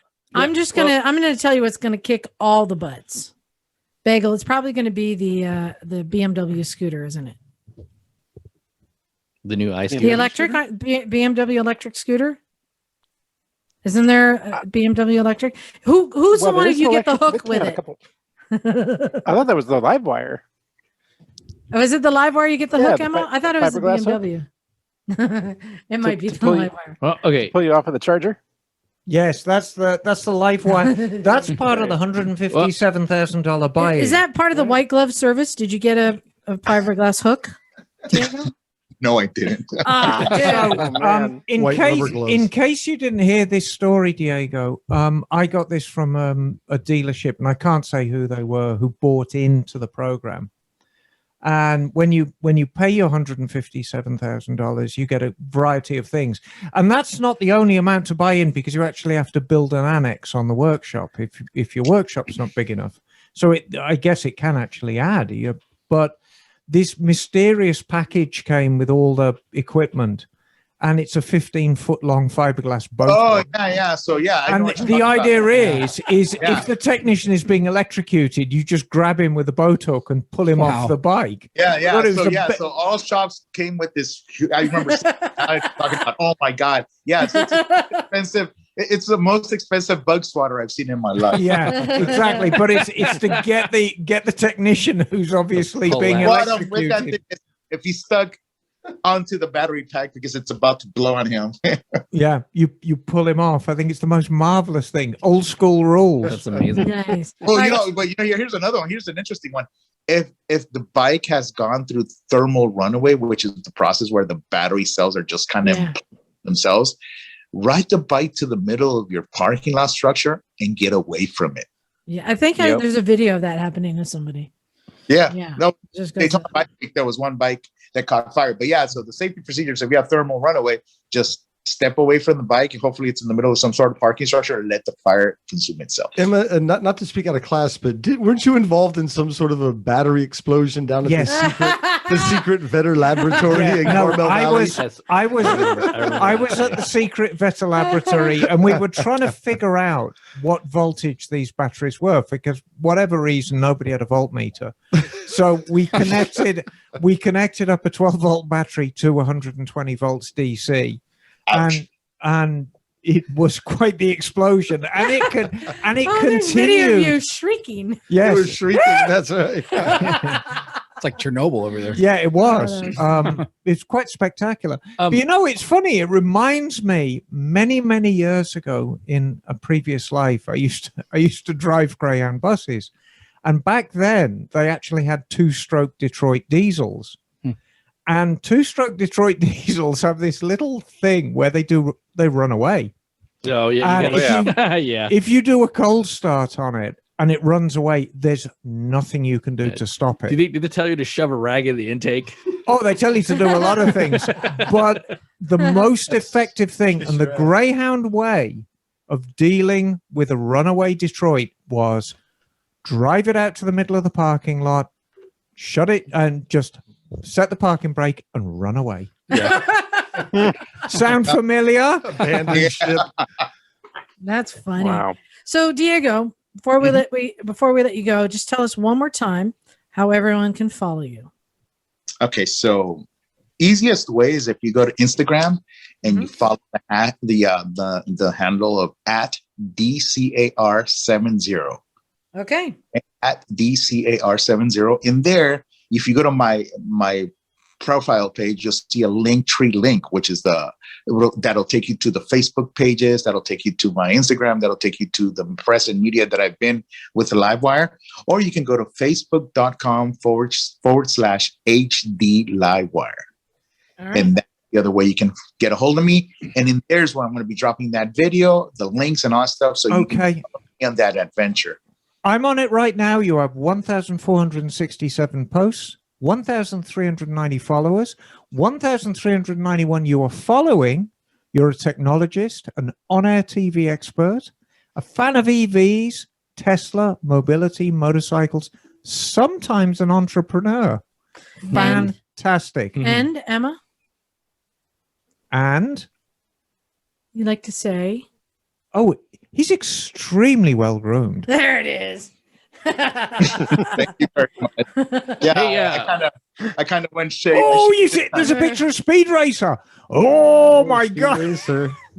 Hey, Go Speed Racer, go. Good Diego, Lord. I'm glad you're Ooh, able to that's a get out good-looking and one. about during the pandemic to kind of see the States. You know, it's traveling is always a good thing for your brain, and I'm glad you're able to do it, especially on an Well, electric and I bike too. did it because like I said, last year was my 50th birthday. I didn't want to be locked up at home, with Yeah. a piece and a candle. I said to my wife, let's just get some money. Let's go across the country. We'll just go from hotel to hotel and eventually make it to Canada and celebrate my birthday up there. And I did it. And I was able to prove that point. You can now go across the state of California, Oregon, and Washington. Right on, happy birthday, and I'm glad you're able to do it, man. Actually, there is a great picture on here, Diego, of I'm guessing it's you sitting on a city street on your live wire, and it looks like a toy because it's got forced perspective, and your helmet's about 100 times too big. And Oh, Well- yeah. So it's one of my followers designed it for me. It's That's really a cool. bobble version of me. he's done a Oh, bubble version, but he's done they do this kind of weird thing with forced perspective where it doesn't look real. Oh, Yeah, that's cute. Yeah, That's cool. Yeah, it's great. So if you follow me, I'm not a multi-million follower guy, but I mean, the people who follow me is because they like what I post and they Right, and it's as you point out, it's a great portal If you want to to get get to know you. more followers, I would suggest doing makeup tutorials on TikTok. Right. There you go. That's how you get viewers. Only fans. I hear that's You popular. know what? I'll do grooming Grooming tutorials. tutorial. Only Yes, fans. grooming. That's a whole So, nother and thing. Diego, next time you're in town, come on up. We'd love to have you hang out at the shop again. Yeah, man. I will make it. I want to do this. Is once I conquer this challenge, I want to Mhm. go out and tell you the story of how it went. Yeah, there it is. Nice. There's the excuse for me to ride up there and hang out with you guys and ride with you guys on a weekend. There you Awesome. go. I love it. Tell us about getting in the record books. Yeah. That's cool. Yeah. Well, I mean, I don't know who I'm going to have to report this to. I'm taking all the notes and taking care of the logs and putting the tracker on so nobody can rebuttal that I did it. It's going to be in paper. Indeed. So whoever has to be picking that up and compiling it and putting me wherever, they can at least get the right name, right spelling, and the right distances. nice. Well, thanks for coming on. Hey, thank you for having me, Liza. It's always a pleasure being with you guys, and I enjoy this. No So- problem. I'll be following your Oh, adventure. we will be following your progress, Diego. Good luck. Thank you. See you guys. All right. See you. All Easy, right. dude. Bye bye. So, Emma.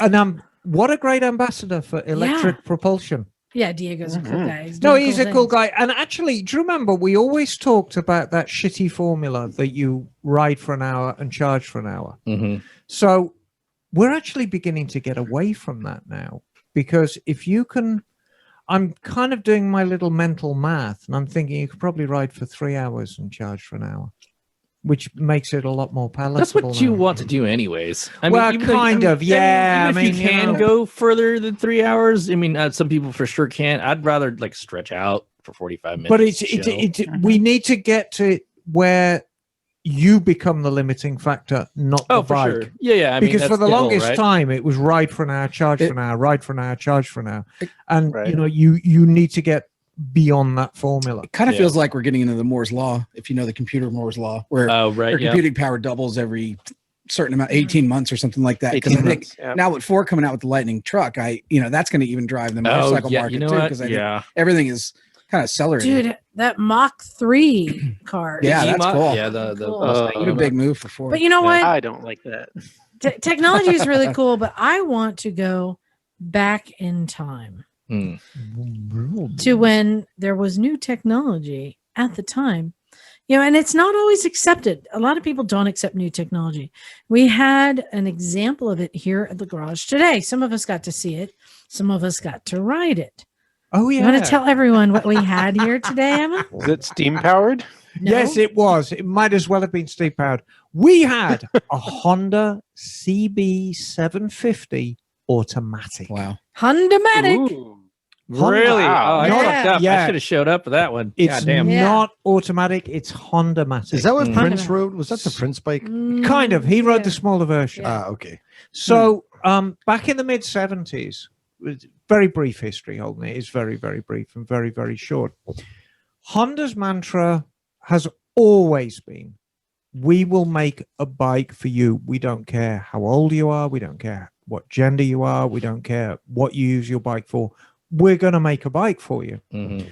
So at some stage in the mid 70s, they kind of figured out that there was this whole demographic of people who were scared to death of clutches. Now, they've kind of always known that because one of the most prolific Hondas ever made, the Honda Passport, has got no clutch. And so they thought, okay, well, let's extrapolate this further. My Not a Trail manual 70. one. Which is based on the Passport engine, yeah. no clutch. Yeah. So they thought, okay, we're going to do this further. And they did basically two bikes. They did the middleweight, which was based on the 400 twin, and then the 754. And they both had basically the same transmission. They had a 2-speed transmission that you shift and a hydraulic torque converter. And that was it. Interesting. And they're actually not unpleasant bikes to ride.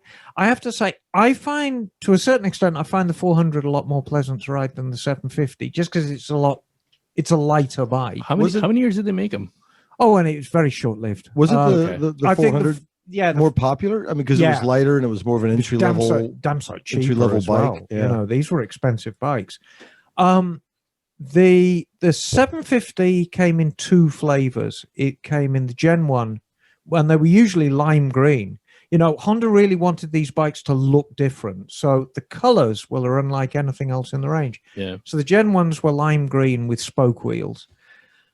And I want to say they came in late 77 and they lasted till the end of 78. And then the Gen 2s Wow, came that's in. really brief. Yeah, the Gen 2s came in, which were really similar, but they had the Comstar wheels on. Mm-hmm. Remember, we did a whole history hole with Comstar wheels in, slightly more subdued colors.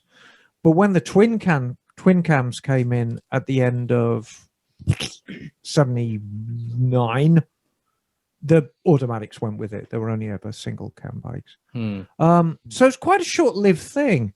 But it's an interesting case study of Honda saying, look, we're going to provide you with this thing, whether you kind of choose to buy it or not. And the 400s lasted a bit longer than the 750s because famously Prince had one. And I think that was like 80, 81. He had a fairing on his. And then the 750s were heavier, right? So as an entry level bike, it wasn't ideal as an entry level bike. Cool where looking the clutch 400 cover, man. Was right. Yeah, well, sorry. that clutch cover has got Honda Civic clutch plates in it. And what kind of fairing did Prince have? It was kind of like a Vetta, wasn't it? It was a Vetta Quicksilver. It was a Quicksilver, and everything was painted purple with symbols that denoted questionable gender and a horn. Prince was dope like that. So yeah, he was dope like that. I've got questions for you. So did you know that when Prince appeared on stage, he wore boots with far higher heels than I generally wear? Because he's a very small guy. Very small. Yeah. So big presence. Yeah, big presence and very solid cat. And arguably one of the greatest guitarists of the 20th century. And he's not often known that is for that. Peter Frampton. Peter Frampton can play guitar. How about Didi Ramone? Yes. Anyway, How about Andres so Segovia? Emma- we are going off at a tangent. So back to the bike that arrived today. It was a glorious Gen 2 CB 750. Wait, did you bring it? Automatic? No. Whose was it? Whose fucking bike? Marcus. Marcus with a K. Yeah. Oh man, his name has Oakland. a K, and he's got a Hondamatic. Yeah, I know. That guy's getting. Yeah, he all came the down from tang. Oakland to visit and let us take it for rides. So I have so many questions because I'm familiar with the DCT, like my Yeah, well, my that's Honda it. is. What does DCT stand for? dual clutch transmission. There you go. Well, this I'm- hasn't got one of them. I'm Damn familiar contraption. with the CVT, like Bagel has on his scooters. It hasn't got one of them. Right? I'm even familiar with the dual range, like you have on some of the small, like Hondas, right? No, that's purely mechanical. That's different. But I realized this Hondamatic, I did not know what elastic trickery is used to make it work. And when you look at this engine, it is quite unique. The engine case is not I like that blue. like the other Honda 750s. It's not like the others. Oh yeah, that's right. Yes. Yeah. Did you look that up, Bagel? So If you look on the right side of it, Did you take photos of it today? no. Why did you do what? because I was too busy riding it, sucker. Oh, you Um, wrote it. I didn't. Yeah, know that. we riddited it. So it has an unusual engine case. Yes. So what Well, is going on there? that's How full does this work? That's full of torque converter. So how does that work? It's a liquid torque converter. It's Like, got no, it's a viscous, like a automatic car. yeah, no, like yeah, funny. like Like a hydroglide. like a viscous pit bull that bites you in the ass. So- Oh no, sorry, that's something else. Okay, explain this. So how many gears does it have? Just two? It's got two, high Two and low, gears. So how is it that you have such a wide range for each gear? because there's no mechanical. This is the key Okay. with a torque converter. There is no mechanical connection between the engine and the transmission. Mhm. Everything's done hydraulically. Everything. So there is. You remember when you said, "Oh, it's sluggish"? Yes. You kind of missed the point. So when you open up a bike, when you give a bike the beans, usually there's a means of getting power from the crankshaft to the transmission, and it may be via a chain, it may be via a belt, it may be via direct gears, whether they're straight cut and you get a nice whine, or cut at a slight angle. Mhm. And then that drives the clutch, and there's a little damping in the clutch, but it goes straight into the gears. And I wanted to say real quick, there was a surprise when I got on the bike and I started it. It was in neutral. It was a Kinder surprise. And I did like you do on any bike that's new to you.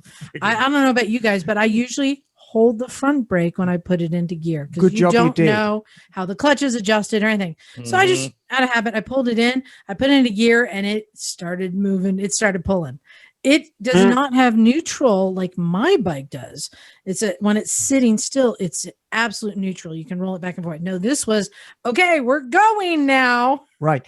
And that's kind of the failing in automatic bikes. And this was always a criticism of these bikes.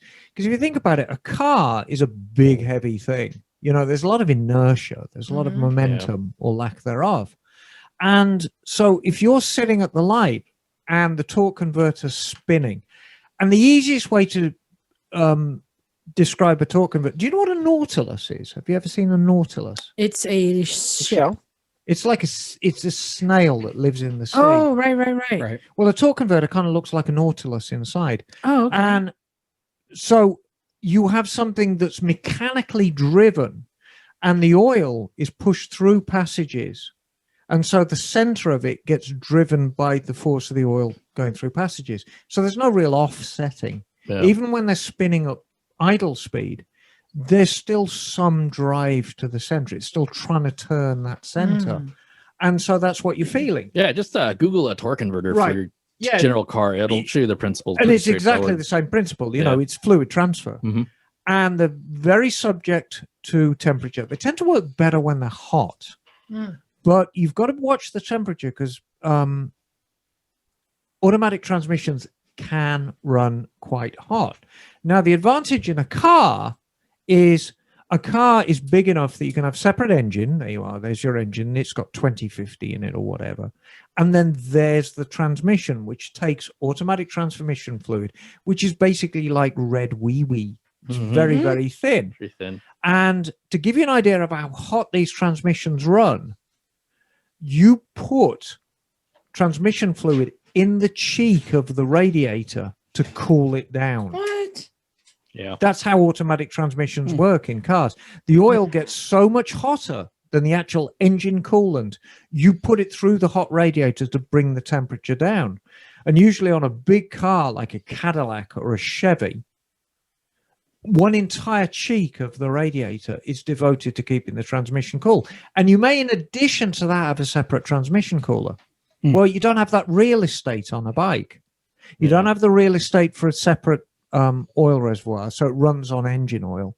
You don't have the real estate for a radiator because it runs on the engine oil. It shares the oil. Yes. Oh, did not it's know an that. air-cooled bike. Yeah. You don't okay. even really have room for a transmission cooler. Mm. So they run warm. And when I was sitting in traffic test riding it, you know, the thing you constantly smell on the 750 automatic is just hot engine Burning oil. oil, yeah. It's getting Yeah. the engine oil lovely and warm. But I was a lot kinder about it than you. I actually think it's quite a pleasant thing to ride. And funnily enough, I've come across a few of these bikes over the years, and I always go and have a look at them if they come up for sale to see if they're worth buying, just as an interesting period piece. And in almost every case, except for Marcus with a K, the owner had some kind of disability. I remember the first time I ever saw one, there was somebody who didn't have a leg. But now I'm wondering how they shifted, because you still have to shift. Well, yeah, but it's easy enough, because all you've basically got to do is, if you have the shifter, you could have a long rod coming up, and you can have just, it modified. yeah, you can modify the shift, So- and it's only 2 gears, and you can happily ride that bike around in first everywhere. So here's the big question. Yes, Why did we not see it continue? because of all the things that I said. They ran hot. Yeah. They weren't the most reliable thing.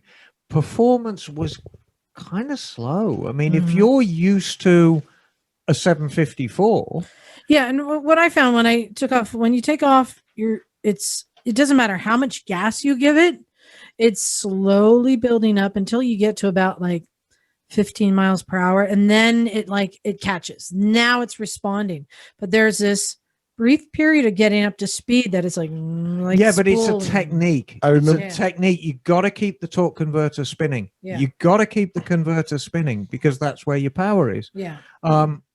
And like I say, the big problem, it rode better, I think, the second time you took it out. And I said, look, here's the technique, Liza. Yeah. And the engine was a lot warmer. Remember I told you Yep. they ran better when they're hot. I don't know if you said it as much as you yelled it at her as she was going down the driveway. Well, no, she was saying all these terrible things about the bike, and the owner was sitting there and his bottom lip was trembling. Okay, And hold on. I thought, Stop. I need No, to... no.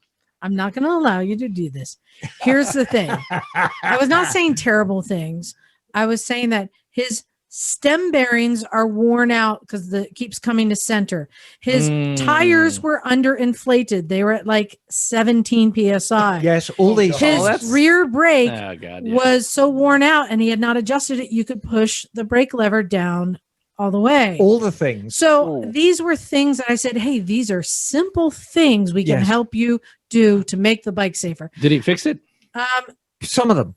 We put air in the tire. Okay. I started to adjust the brake, but Emma wouldn't let me finish. And he's like, oh, Yeah, but you some see, variants. but But I was Liza- just, this is but- what we do. We let yeah, people I know. this is what we do, but you let yourself down by failing to say to somebody, hey, this is a nice bike, but this is a nice bike, but all you got to do is just say, hey, this is a lovely bike, but It's a death I trap. did that on the side. And It's what a he nice said, bike, but it's a death trap. and what he said, which is a good reminder to everyone, when you ride a bike every day, A, you overcome these things and Yes. forget they're there. That's true. And B, you don't realize that it's slowly degrading like it Wait, is. like, You don't you said- notice it over This time. Tires guy came in from especially. Oakland. yes. Yeah. Well, see, that's a fucking problem. So this That's a is problem. why I brought these things to his attention. No, it's a That's it. solution. That's it. So we're going to go off at a slight tangent here. I mean, the neglect aspect of it. You know what I'm But- saying? People have often asked me in a, tongue-in-cheek kind of way, does your bike take on your character?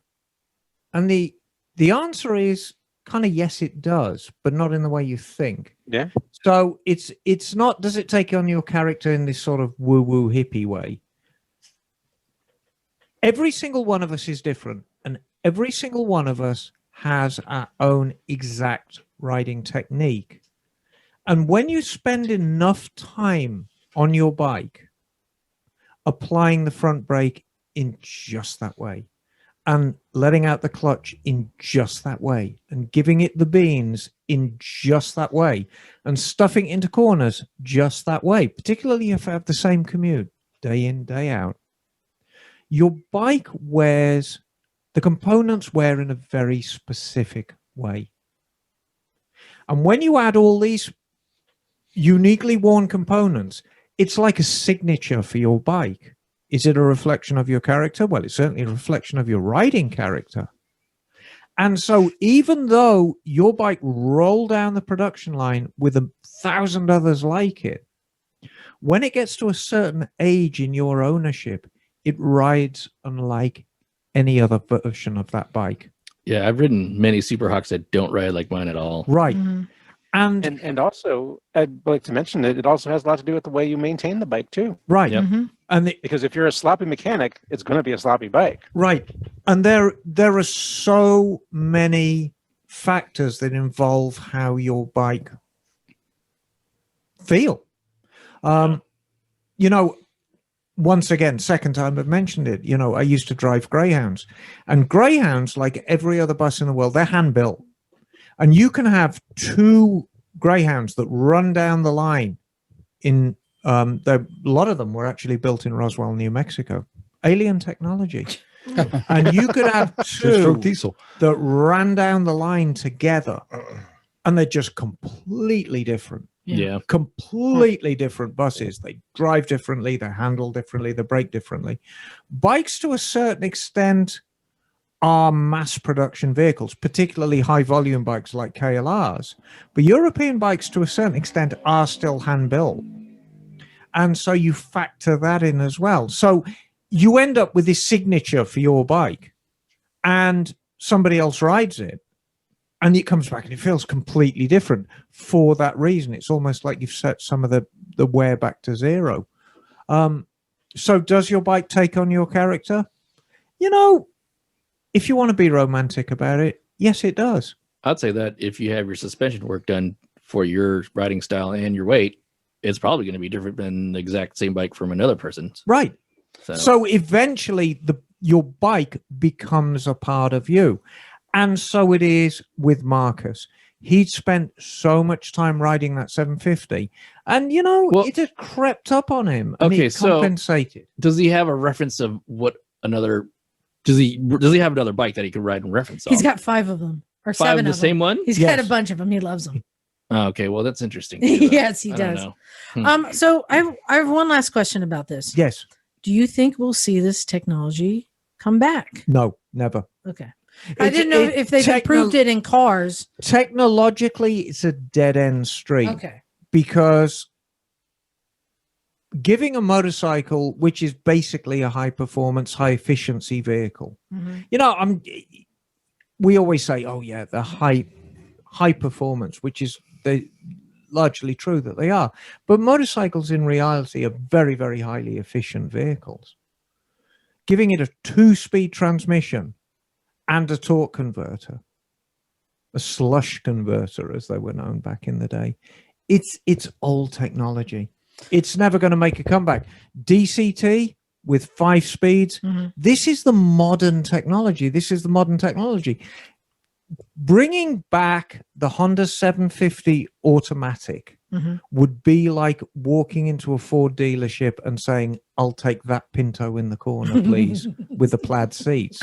It's just, as charming as it is, it's technology that's never going to come back. Well, people still buy Harleys. I mean, you know, so like. But but hang on, Knock. I mean, a Harley is a very much improved product. Oh yeah, and for yes, sure. you can argue that yes, the technology dates back to the Erdot, same as Triumph.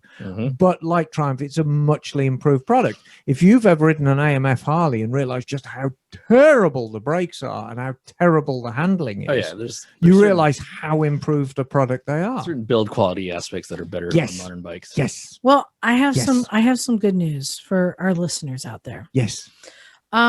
If anyone is interested in getting one of these bikes, just because they're weird, they're kind of, I mean, they're interesting. They right? are a period piece. He said they're worth nothing. Nobody's buying them. This is Right. why he bought so many. As we've seen, all of the CBs, it does not matter what size, they've all been collector bikes that have just Right. become popular So, for bobbers, for choppers, for all this. So And nobody's touching these bikes. If you're into herding turds, Wow. this is your call. just hold on there, Knock. There is a lot of charm in this motorcycle. I believe there is. too. and when was it, Bagel, that we talked about that Harley Topper, the scooter? You know, it was a while six ago. a few episodes months or ago. so. And we concluded that if you wanted to buy into a certain period of time, the early 60s, a Harley Topper is a very, very cheap way to do it. Sure. when these bikes rolled off the line, it's quite a nostalgic time. You know, people of a certain age look back to 1976, 1977, 1978 with a great deal of fondness. It was a very, very good time to be alive. It was I the get Soul the- Train, man. Yeah, Right, exactly. I like motorcycles being irrational as they are. I totally get the novelty So aspect if of you, it. I totally get it. and the bike is very much of that time. Yeah. So my advice to you is buy yourself a 750 Honda automatic, Try it out. You know? pair of glitter platform boots. Yeah, man. You guys, oh, I can't believe I didn't find this before. I found the perfect cross country bike for under $1,000 because I found a 1981 Yes. Honda 400 automatic There you go. There you go. for $900. Let's go buy it right now. Wow. Running. And You that's You can the, sing Purple Rain as you do it. that's the Prince one. That might be the last year for the 400 automatic. It outlived the 750, and they're actually quite fun. No. Oh, what's Oh. wrong? Bent forks, rusted tank. Oh, blah, blah, blah. dear. Anyway, well, Yeah. that was exciting for a second. Soon. But here's the Oh, thing. wow. Marcus can pick it up. He'll get another one. Here's the thing. We've oh shoot, I want that bike. I gotta quit looking. That's Yeah, stop it already. But here's the thing. Stop, Liza, We've save talked. yourself. I know we've talked about this before. Collectible bikes before they're collectible. Get them while they're cheap, Mhm. right? When Doug and I had our trail 70s for a couple $100, right? The Hondamatic is one of those things. So I'm just saying, you might want to check them out. They're kind of cool. I He like them. He had KZs too, didn't he? old KZ 900s, like yours. Oh but yeah, they're I think 900. he did say yeah. like 4 of them. So you guys, we got a bunch of emails I want to get to, but I'm going to start with the best one that I sent to Bagel because of Yes. course it requires an accent, but also the topic. Oh, you guys, I can't believe I didn't know this. Bagel, go ahead. Yes. So I have an email from Bo Wielborg, and the title is Scandinavian 80s Idol on the Monster Bike. Okay, I think that accent needs a little bit of brushing up, Bagel. Well, I will do my best. Bo writes, Sure. Where is he from? Wisconsin? you No. often talk about your idol, Evel Knievel, and he was something extra. But we in Scandinavia had another idol back in the 1980s, Arto Nyqvist. Arto Nyqvist. Yeah, Arto. Arto was the Finnish stunt rider who did some amazing things on the very big Kawasaki 1300.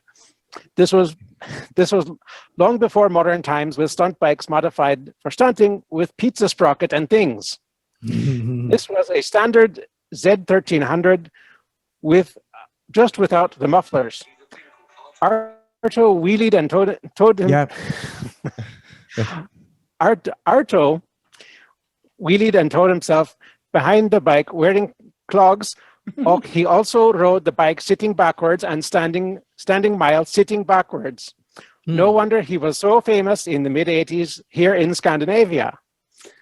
There are some videos on YouTube that I'd like you to see his performance. You can probably find even more videos if you search. I'm not sure if his fame ever reached the other side of the pond, but he did some appearances in England. Yes. Can't Emma talk about the biker scene in England of the 80s? Oh, yes, I'd love to. Look, he's riding backwards. Yeah, and He's The- wearing white like an ice cream salesman. I actually went to see Otto back in Oh, really?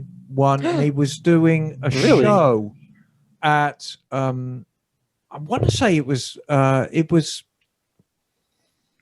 think it was at Santa Pod, the drag race place. But anyway, the best thing about him, his bike was always covered with stickers from his sponsors, which were usually either Pernod or Gitane cigarettes. So, he was actually advertising. Oh, Damn, no. Martel, save some of that poontang for the rest of us. Yeah, huh? man. Oh man, Drink that, he you'd just be did a riding rolling backwards, too. burnout. Booze and smokes. And this is the KZ 1300 6-cylinder. yes. Yeah, this is a big Wow. bike, and he's wheeling it. Oh, yeah. No, Doing he was all an sorts of crazy stuff. absolute master of it.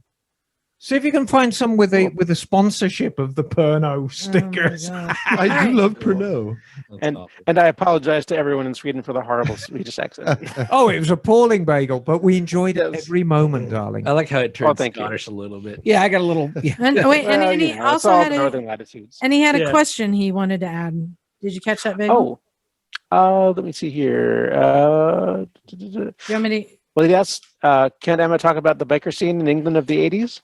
Of course. Not now, but that is something I don't think you've talked extensively about. Well, I briefly touched on it because the street fighter scene Mm-hmm. was born in the Midlands in England. I'd love to say it was born in Birmingham, but it Like wasn't. a It was street born fighting in- man. It was born in Nottingham in That's where Robin Hood's from. in the mid '80s, and it was basically kids who smashed up their jigsaw. The sheriff was very unhappy. Yeah. Yeah, and Bo, couldn't Sure he afford to was. fix them. he's talking about remembering the big boys on their CBXs and how you could hear them for yes. miles. Well, Mm. it's funny. Right. I've got a CBX on the ramp right now, belonging to none other than Wiggins. That's right. Yeah. I've got And- Grandpa's bike. And when you owned a CBX in the late 70s, and I never did, I was a GS1000 fiend back then. I loved my GS1000. But the CBX boys, they were king of the road. Yeah. More so to a certain extent than the KZ 1300. We didn't put the K in the front; there were just Z13s Mhm. out there, and Yeah. it was a big truck, and it looked like a big And, truck. and it didn't sound like anything else. It sounded like Yeah. a fucking F1 car going The- down the street. The CBX, it was a lot blingier than the Kawasaki. There's a lot more chrome on it. Yeah. The engine was silver, whereas the Kawasaki engine, it was a lot duller aluminum.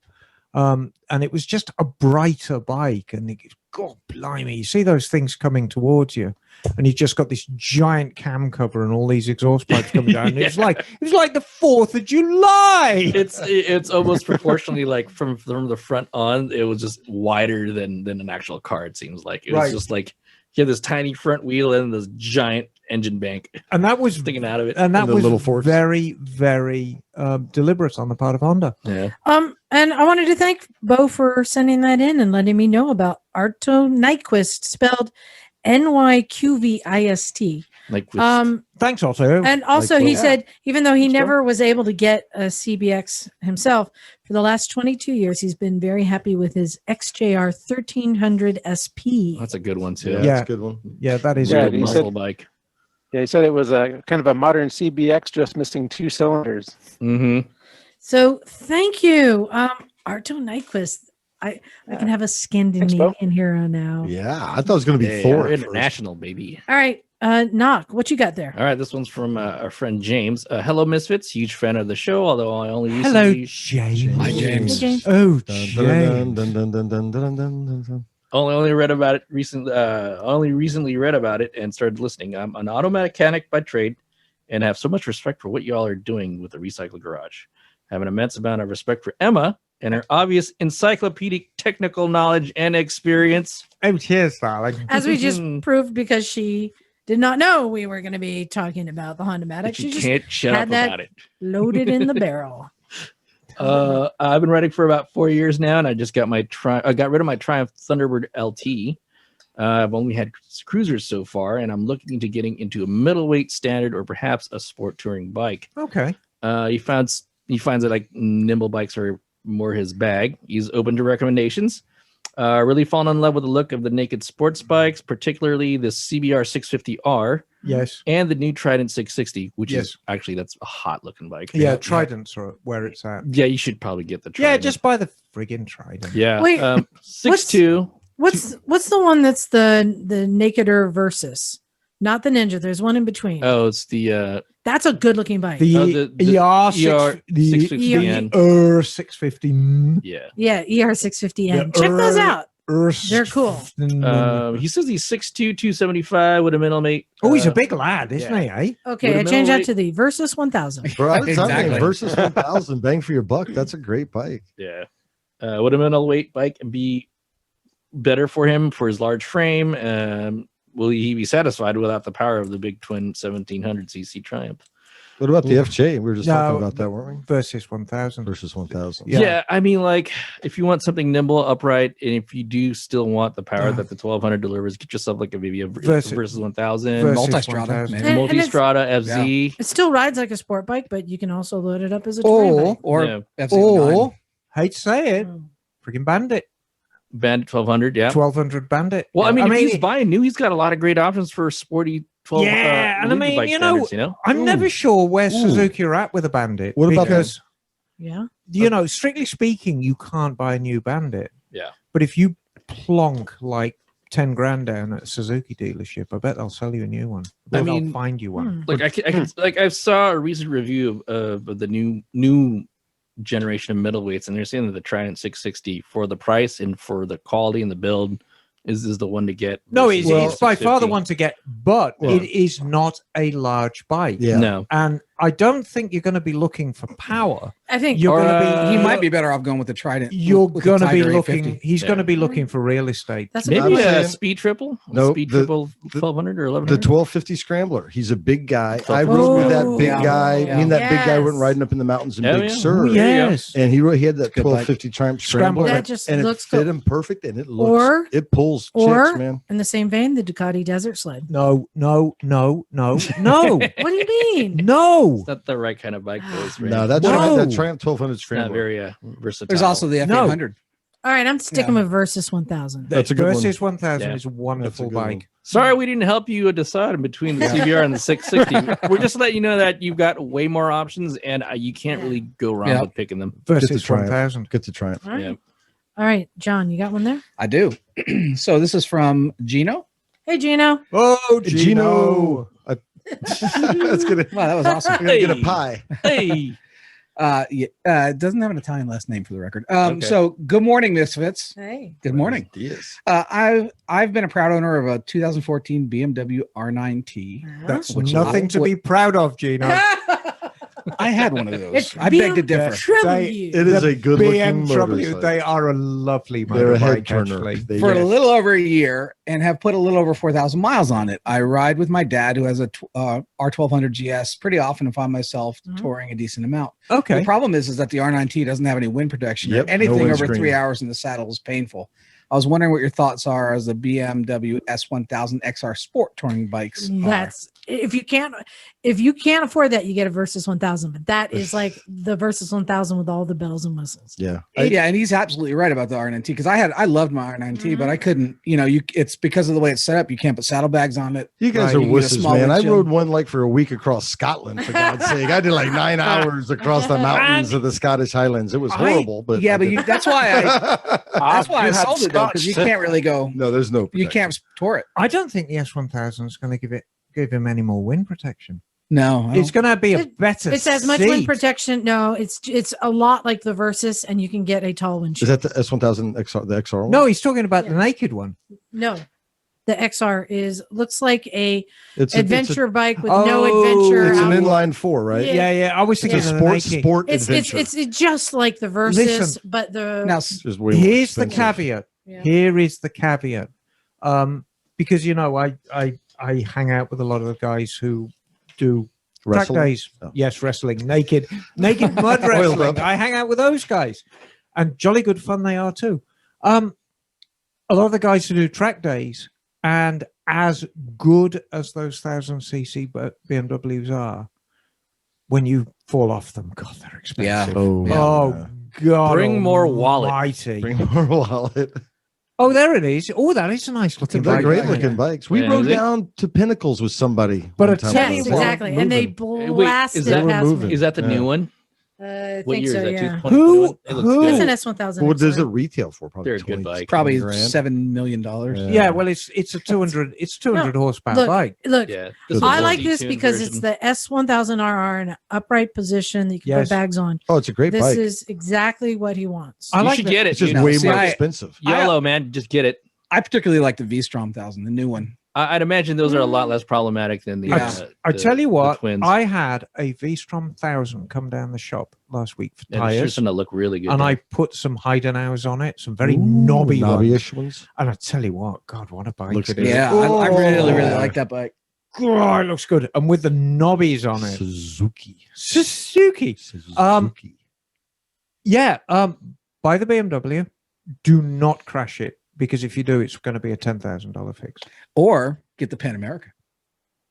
Well, if you wanted an adventure bike, It's 150 horsepower. That thing can, you know, I mean, it's not a bad idea. that's I gonna be saw all a you video. need right there. I think they're doing an adventure thing in Europe right now. Buy in the UK. the Yeah. Harley Davidson. This is advice you probably won't hear often. No. On the Misfit. we Buy the have Harley some, Davidson. we have some listeners in the UK that are at an adventure thing over in the UK right now. It's an adventure motorcycle days, and they had the Pan American. As soon as it rolled out, 30 seconds later, smoke just started billowing out of the That's engine. not good. That's never good. So yeah, the 2021 XR 1000 XR is fucking awesome looking. Yeah. But for the price, the Versus has to be a That's it's a great competitor for the though. price. Oh yeah. Yeah. So, no matter what you ask tonight, the answer will be Versus 1000. Okay. All right, Emma. I'm Let's okay find with out that. what. Now that we know the answer, what question do you have there? Rowdy. Hey, Rowdy. Rowdy Rowdy. Piper. Okay. Out here. Hello, Misfits. I just heard Emma's advice to the Yamaha Bolt owner to check the tires to deal with the wobble issue. Mhm. I recently learned the lesson myself. So he recently bought a 99 Conky Concourse, Mhm. which is Gen 1, 28,000 miles that have been well cared for. And, you know, generally Connies do tend to be quite well cared for. Mhm. So I had to go out of town to pick up the bike. And on the ride home, I noticed a slight wobble. Wait, you know why they're well taken care of? The kids out there, well, I forget what bike we mentioned. Like, hey, you should get it. He goes, that's a boomer bike. Oh, Like, what? Hell yeah! Wait, The which bike is Concourse. it was a BMW. Concourse Oh, is was a it? boomer Oh, yeah, bike. No, I'm Concourse not is- saying, but the Concourse Yeah. is a boomer bike. Yeah. True. Okay, Yeah. boomer. Yeah. So he noticed a slight wobble at highway speeds that gradually became quite extreme. It concerned me and scared the shit out of my wife, who was driving ahead and watching me in a review mirror. Yeah, those tank slappers can be quite entertaining Especially to if it's watch. that noticeable in a rearview mirror. After pulling over for lunch, Rowdy, you didn't actually specify what you had for lunch. It's the details. So I'm going to fill it in. So after pulling over for lunch, which was lamb vindaloo, basmati rice, 2 naan breads, and a gin and tonic. Feed me, Seymour. There you go. It occurred to me that the tire pressure might be the problem. And sure enough, the tire pressure was very low in the rear tire. Mm-hmm. After filling the tire and mentally berating myself for not checking the pressure before the ride, the wobble went away. But gradually it returned and the tire was pretty much completely flat when I stopped again. After finding a hole in a pretty much brand new tire and patching it, the wobble has not returned. I guess something on the highway punctured the tire on the way. Yeah. One sad thing about buying my Concourse, I had to promise my wife I'd sell my old Sportster. Oh, boo, Rowdy. No, you don't. Thank you, Misfits, for all you do. Exclamation point, Rowdy Otter Rima. Yeah. And a Carl Sagan quote to finish. Hey, all right. We are the custodians of life's meaning. Wise words indeed from Mr. Sagan. So True. I'm going to guess as to what meal he may have had. No, we already used Since it is a boomer bike, it just reminded me of I lamb don't know if you've heard of vindaloo. this. There's a restaurant. I don't know if it's still there in Atlanta called Mary Mac's Tea Room. Yes, I I've tried to have go been there. And they I cater have Been to full. older people. Yeah. And This is they only bomb. served The food is they amazing only there. served soft food. Pre-chewed. Well, it's Georgia. It's Georgia. They boil It everything. was all soft food for the little old Dude, lady. that got- place is the bomb. Yeah, But- they've got banging greens. Yeah. Do you remember about 2 years ago there was a video doing the rounds of a guy on a Harley Davidson, and I think it was some kind of sport glide. It was one with a skinny front wheel and a fat back wheel. Oh, Mm. the tank The slapper on the fat bottom. freeway. And he ended up Yeah. the bike Oh. actually span. Yes. Yeah. Like the like it Yeah. was on ice. Right, Yeah. exactly. And of course, the poor guy was wearing a t-shirt and shorts. Yeah. And, you know, turned himself As into they chopped do. liver. That crash was entirely tire pressure Tire related. pressure, yeah. Entirely. Mm. I cannot stress this safely enough. Back when, third time tonight, I drove Greyhound buses. There it is. Is this a drinking game? every trip before you left the depot, you did a pre-trip on your bus. And that meant checking the tire pressures. Now, back then, we didn't use tire pressure gauges because there was a lot. We carried these little Louisville sluggers. It was A thumper. and you thump your tires and wait for it, to bounce out of your hands. And the inside doors as well, so you'd have to reach in and whack them. You check the tires, you check the engine oil, you check the transmission oil, you check the coolant, you check the suspension wheel, you check everything. The bathroom for junkies. Bump, bump. And yes, you reach down in the bathroom and you check for floaters and needles. And, I've got a story about that. We have to save it. We have to save it. I got an advice for him. But the point is, commercial drivers, whether they drive Greyhounds, whether they drive FedEx trucks, whether they drive city buses, pre-flight. You do a pre-trip inspection. Even pilots do. And damn right they do. Yeah. And it's a habit that it's not a bad thing to form if you ride a bike. And you're going to say, I'm not going to check my bike every day. But I tell you what, just to kick both tires with the heel of your boot and make sure they don't feel soft, and just pull it upright and look at the oil. And just lift up the chain with the toe of your boot. Yep. That's taken 2 minutes of your time. And if you don't check them, you could end up looking like chopped liver in the middle of Highway 101. I'm going to throw out one other. I'm going to throw out one more opportunity here, or just bring it down here. I'll write it and tell you everything wrong. Yeah, if you could make it down here. No, so okay, the Motorcycle Safety Foundation or whoever Pacific, whatever it is now. There's this thing called T-Clocks. All right, it's TCLOCS, and it's an acronym which stands for tires and wheels. T, controls. C. Yes. Lights and electrical, which is for the L. Yes. Oils and fluids, yes. And then chassis and side stand. Yes. And it's all those things you can just look around your bike. Takes, like you said, 2 minutes. Right. And you're good to go. Yeah, I'll tell you. Sorry, Jim. I was gonna say, like you said, the things I noticed commuting on my bike that you don't notice: tires and chain maintenance. Yeah. Right. Yeah. Like you can just never lube your chain enough. Right. But it's amazing how quickly it gets slack, and the tires, like everything, you don't notice until you get new ones. But those really go quickly if you ride a lot. Like last week, I wanted to go to SF and I wanted to take the Super Hawk, and I took the bike out. I looked around and I noticed, oh my god, the front tires are shagged, like they're close to the to the treads or the bands, the little actual the wire. And so I grabbed the other bike. It literally took 2 minutes just to look around. Are you going to do a tire change on that? Already did. But Already did. I think the point is, we're getting to the stage now, traffic's getting heavier again. People are still driving very, very aggressively. Just take the time, deal yourself a good hand. Yeah. We can't wave a magic wand and make motorcycling safer. And truthfully, I think there's kind of the element of danger that's part of the attraction. If you look deep down, I mean, Nietzsche would probably have a field day with all of us. Yeah. But the point is, deal yourself a good hand by giving yourself the best bike possible. Yeah. And if you've just got to take 2 minutes out of your day just to walk around it, and if you can't commit to that time, form a habit that, like, when I fill up with fuel, I will check the tires. Yeah. Do something with your downtime. Do something with your downtime while your bike's filling. Check the fucking tires. I mean, it's just like whole thing about, like, if you're going to be a motorcyclist, you're going to have to spend the time to sort of be a mechanic a little bit, Yeah, to a certain extent. Yeah. I mean, just to the level where you're checking your equipment, Yes. once in a while. Jim. One more email. Let's do it. All right. We got love and advice from Mike in Chicago. Mike kind of town. Oh, that's a cool town. Chicago is. Just not in the wintertime. Okay. Hi. First, I just wanted to say I'm so glad I discovered your podcast last year. I'm 44, transgender, non-binary, recently jobless, and the last summer fell in love with motorcycles. Oh, good-o. Right? That's a good thing to fall in love with. I agree. I just It sold. won't respect you in the morning, though. Let's see. I just sold my first bike. Believe it or not, a '78 Hondamatic 750. What? Wow. Yes. What a small And world. I am shopping for my second bike. I noticed someone had this is quite the jump. Someone has a 96 Gixxer 1000 near me. Oh. You might want to jump on that. Hold on. going from a 750 Hondamatic Yeah, that's to a a big jump. Gixxer 1000. It'll be hell fine. yeah. What? Well, it's only could, 25 years old. what could possibly go wrong with that? Hell yeah. Best- Think of all the poontang you're going to get. Oh, all that you shit gotta think pulls about. chicks, man. Hell yeah. Bike pulls chicks. Wow. It's actually mostly 45-year-olds. I know you all like that bike, and I was wondering what you think of it as a first serious bike.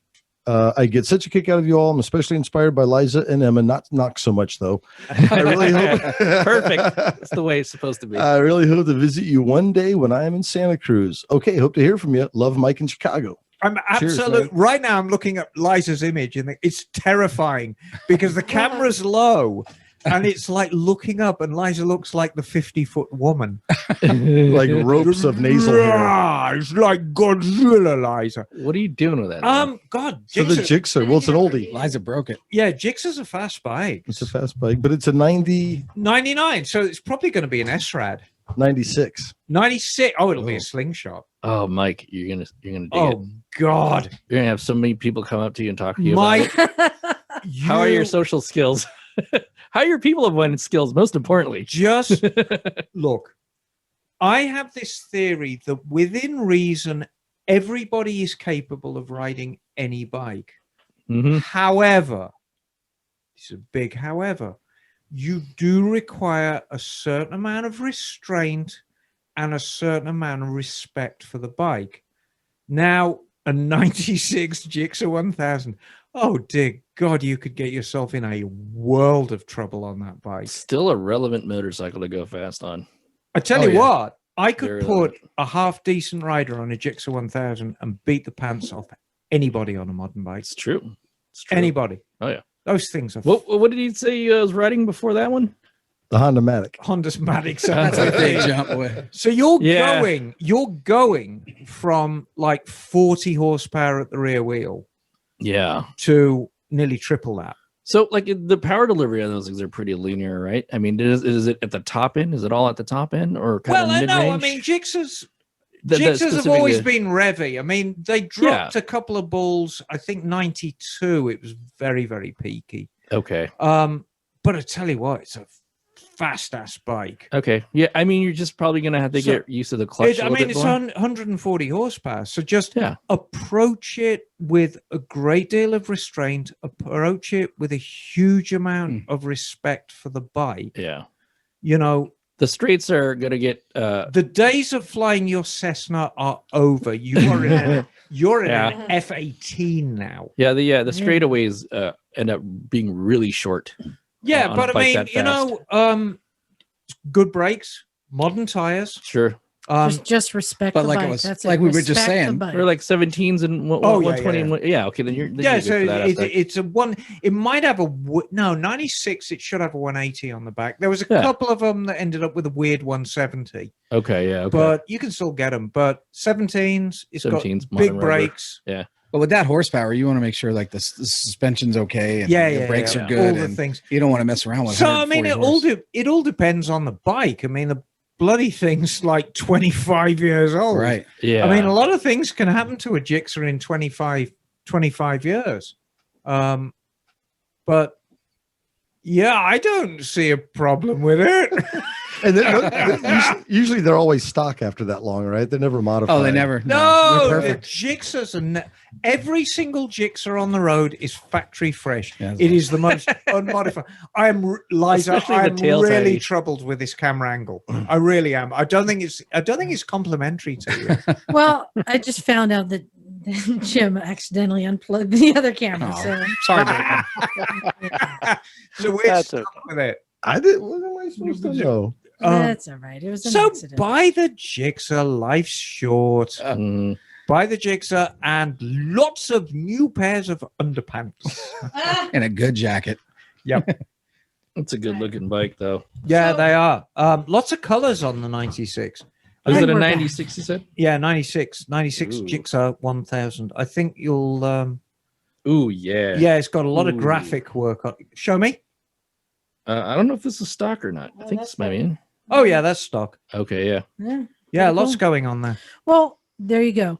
We've helped people all day in the garage. That's what we do, We help Liza. them with your dude, questions on the podcast. This is a hot ass bike, dude. Yes, Jim. I have a Get this thank bike. you. Emma helped me today after Yeah. I wadded up over Yes, the he weekend. did. Oh, And I have a gift for Emma. oh, let me see. Hey, what did you do? How'd you wad it, bro? I wheelie After- wadded into a ditch on a rocky Oh, uphill. yeah. Nice. And I put these Dirt down road and doesn't got count. distracted. So what Jim has given me here, these came from Garage Company. Yoshi, Oh, Yoshi himself. remember?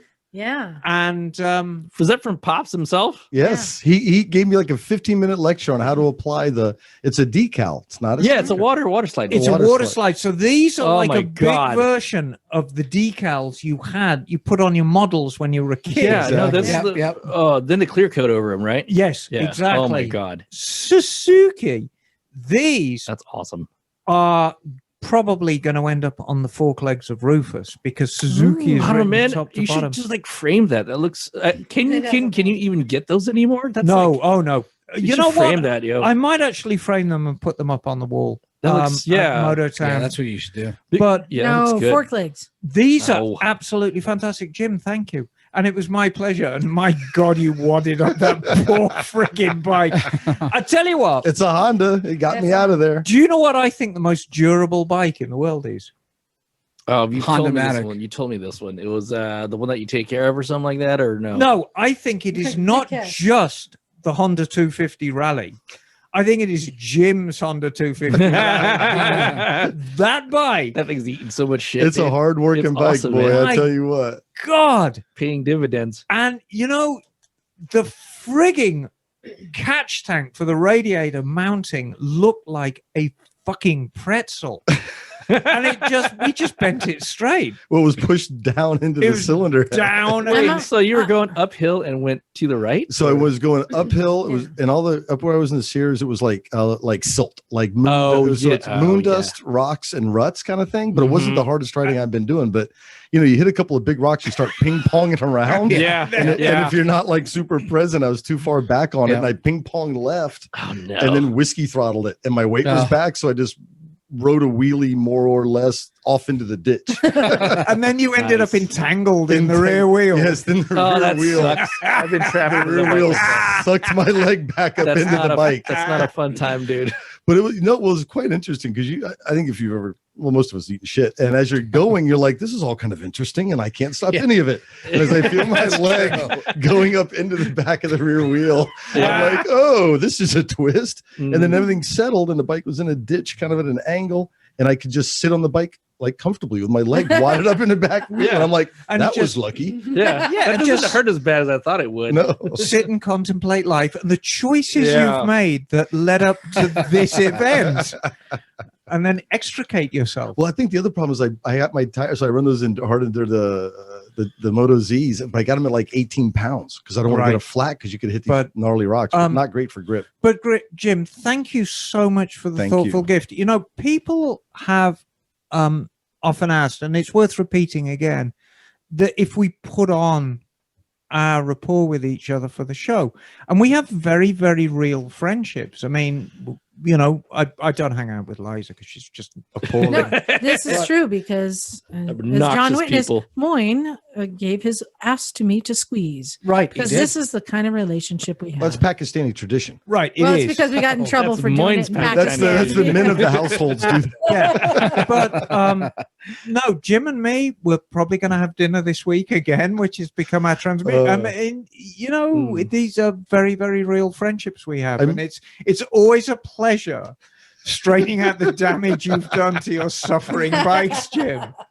Nice. Well, I want to make an announcement. Next week, we will not be putting out a podcast, Who's running the garage? but Emma will be running the garage. Because you know why? Because we're doing America things. Yes, right, man. We're gonna So, blow shit up. On the 4th of July, when you filthy colonials celebrate independence from the superior race of Britain, yes, on a pony. I shall be running the garage, and so we will rename Recycle Garage Emma's Reign of Terror. So we could be flying is, the Union uh, Jack too. That's the Yes, This you is the bloody place well will. where the battleground where the Angles have met the Saxons. That's apparently. right. And you would all better salute me when you show up. Oh, Jim. Jim, that was That was great. a Bronx salute, I believe, All right. is the term. So, So yes. I'm running the garage. So no recording July 4th. We'll be back after that. I have a really cool guest booked. I normally don't say, but I'm just going to say because I'm excited about this, you guys. They announced that they are reissuing on the 50th anniversary Yep. the best motorcycle movie Might be the best ever movie ever. made on any Sunday. Point It's Break. been wow. remastered, Ooh. and they're re-releasing it into theaters. Oh, dude. Wow. Yeah. I have heard recently you can rent a whole theater for like a few hundred bucks. I'm on the Mm. list. I'm on the list. Wow. Wait, to for show what? you. What kind of list are you on this time? The FBI list? No, Oh. but No, she's on the no-fly. No violence. prior guest, Todd Huffman, who also did the Penton movie, Mhm. Oh, yeah. he's Yeah. the one Movie. who not only did he remaster the movie, who's part of the production team getting this out there, he also has been hunting down. He's found all of the BMX boys. From the Oh, yeah, that's beginning of the right. movie. Yeah, stuff like Tell that. me So about he's that. been doing some really cool stuff. We're going to see him at AMA Vintage Days. But before that, he's going to be coming on to talk about on any Sunday, all the behind the scenes things that he's been finding out, all the stories and remastering it and getting it back into theaters. Cool. It's crazy how you could make a movie about a certain culture and that movie itself has a culture behind it. Right. Like Yeah. it developed its own little thing. Well, it was a very specific period of time. And I Yeah. think on any Sunday wouldn't have been anywhere near as appealing if it been made in any other time. Because if Yeah. you think about it, in 1970, 71, still a lot of British bikes. Japanese bikes were coming on strong. European bikes were coming on strong. And the culture out here was this huge melting pot Yeah. of traditional Harley, American bikes, British bikes, the new European and Japanese stuff. It's brilliant. What a time to be involved in motorcycling. Yeah. Yeah, and another one I'll recommend because I think on any Sundays accessible even if you're not a motorcyclist because it's funny in the comedy. Watch Endless Summer. It's a surf absolutely. movie, but Same you don't have to director. be a surfer to like really dig Endless Summer because it's like a period piece. It's Right. really And cool. my argument is you don't actually have to like motorcycling to enjoy on any Sunday. Yeah, So you there you could. go. It's cool to watch a movie where you see people having fun and enjoying themselves, and you go, "I kind of want to do that now." Like, Yeah. this is what people write. So is about. Norman Reedus the new Steve McQueen? possibly Mm. maybe killed more zombies than Steve McQueen? He did. So you're saying that as a scooterist, if I were to watch the movie, I'd enjoy it too? You haven't. Wait, hold on. You've You never haven't seen the watched movie? it? Yet? No. Bagel! Oh, Bagel. You'd actually, man. seriously, you would actually enjoy it. It's very Bagel, wholesome, actually. I want to thank you for all the time you've been a misfit and been with us and been so reliable. And I'm really going to miss you. What? Oh. But it's coming back out in theaters. I can see it now. Oh, man. All right. So I think we're ready to start getting out of here. I got some big trips coming up. We got a lot of stuff going on. Yeah, you do. Keep sending those emails to us and let us know what adventures you have going on. And let us know if you buy a CB750 Hondamatic. Yep. I think it's the next collectible. Or I'm any just other bad saying. decisions. I'm just saying. Don't forget to go to motorcyclesandmisfits.com. You'll find links to stuff there, and our YouTube channel and our Instagram. Yeah, that Jim does. And of course, thank you to all of our Patreon subscribers who we had a new Yep. Patreon subscriber come through tonight, Carla King. I know. Where did Wow. she go? Was she just Right. traveling the world? Still? No, She lives here now. She just moved to Santa Cruz. Yeah. We have Ooh. established like laureate published Yeah. book people come Yeah. to our show and hang out, y'all. This is cool. Yeah. And she was working on her bike. That's Yeah, right. That's right. So Keeps she it real down appreciated here. all the help, and became a Patreon subscriber. So thank you to Carla Awesome. and everyone else. American Borders is the name of her book. Yeah, check that out. She's actually got a few books, but this Oh. one, American Borders, a solo circumnavigation of the United States on a Russian sidecar motorcycle. She said she had that Ural with a sidecar here when she lived in Santa Cruz years ago. She said it was a head turner back then because no one knew what it was. Yeah. Right. So thank you, everyone. I'm looking forward to everything else coming up this summer. We got races, we got shows, we got so much. Vintage Days, baby. Vintage Days. We're going to get through that. Come to Vintage Days and hang out with us. I will drink all Yeah. your rum and twists, Phil. Yeah, that's right. All right. Thanks, everyone. This is Liza. This is Knock. Stumpy John. Emma, darling. Make a gym, son. Bagel. And we're out of here. Cool. Cool. Cool. Don't be a fool.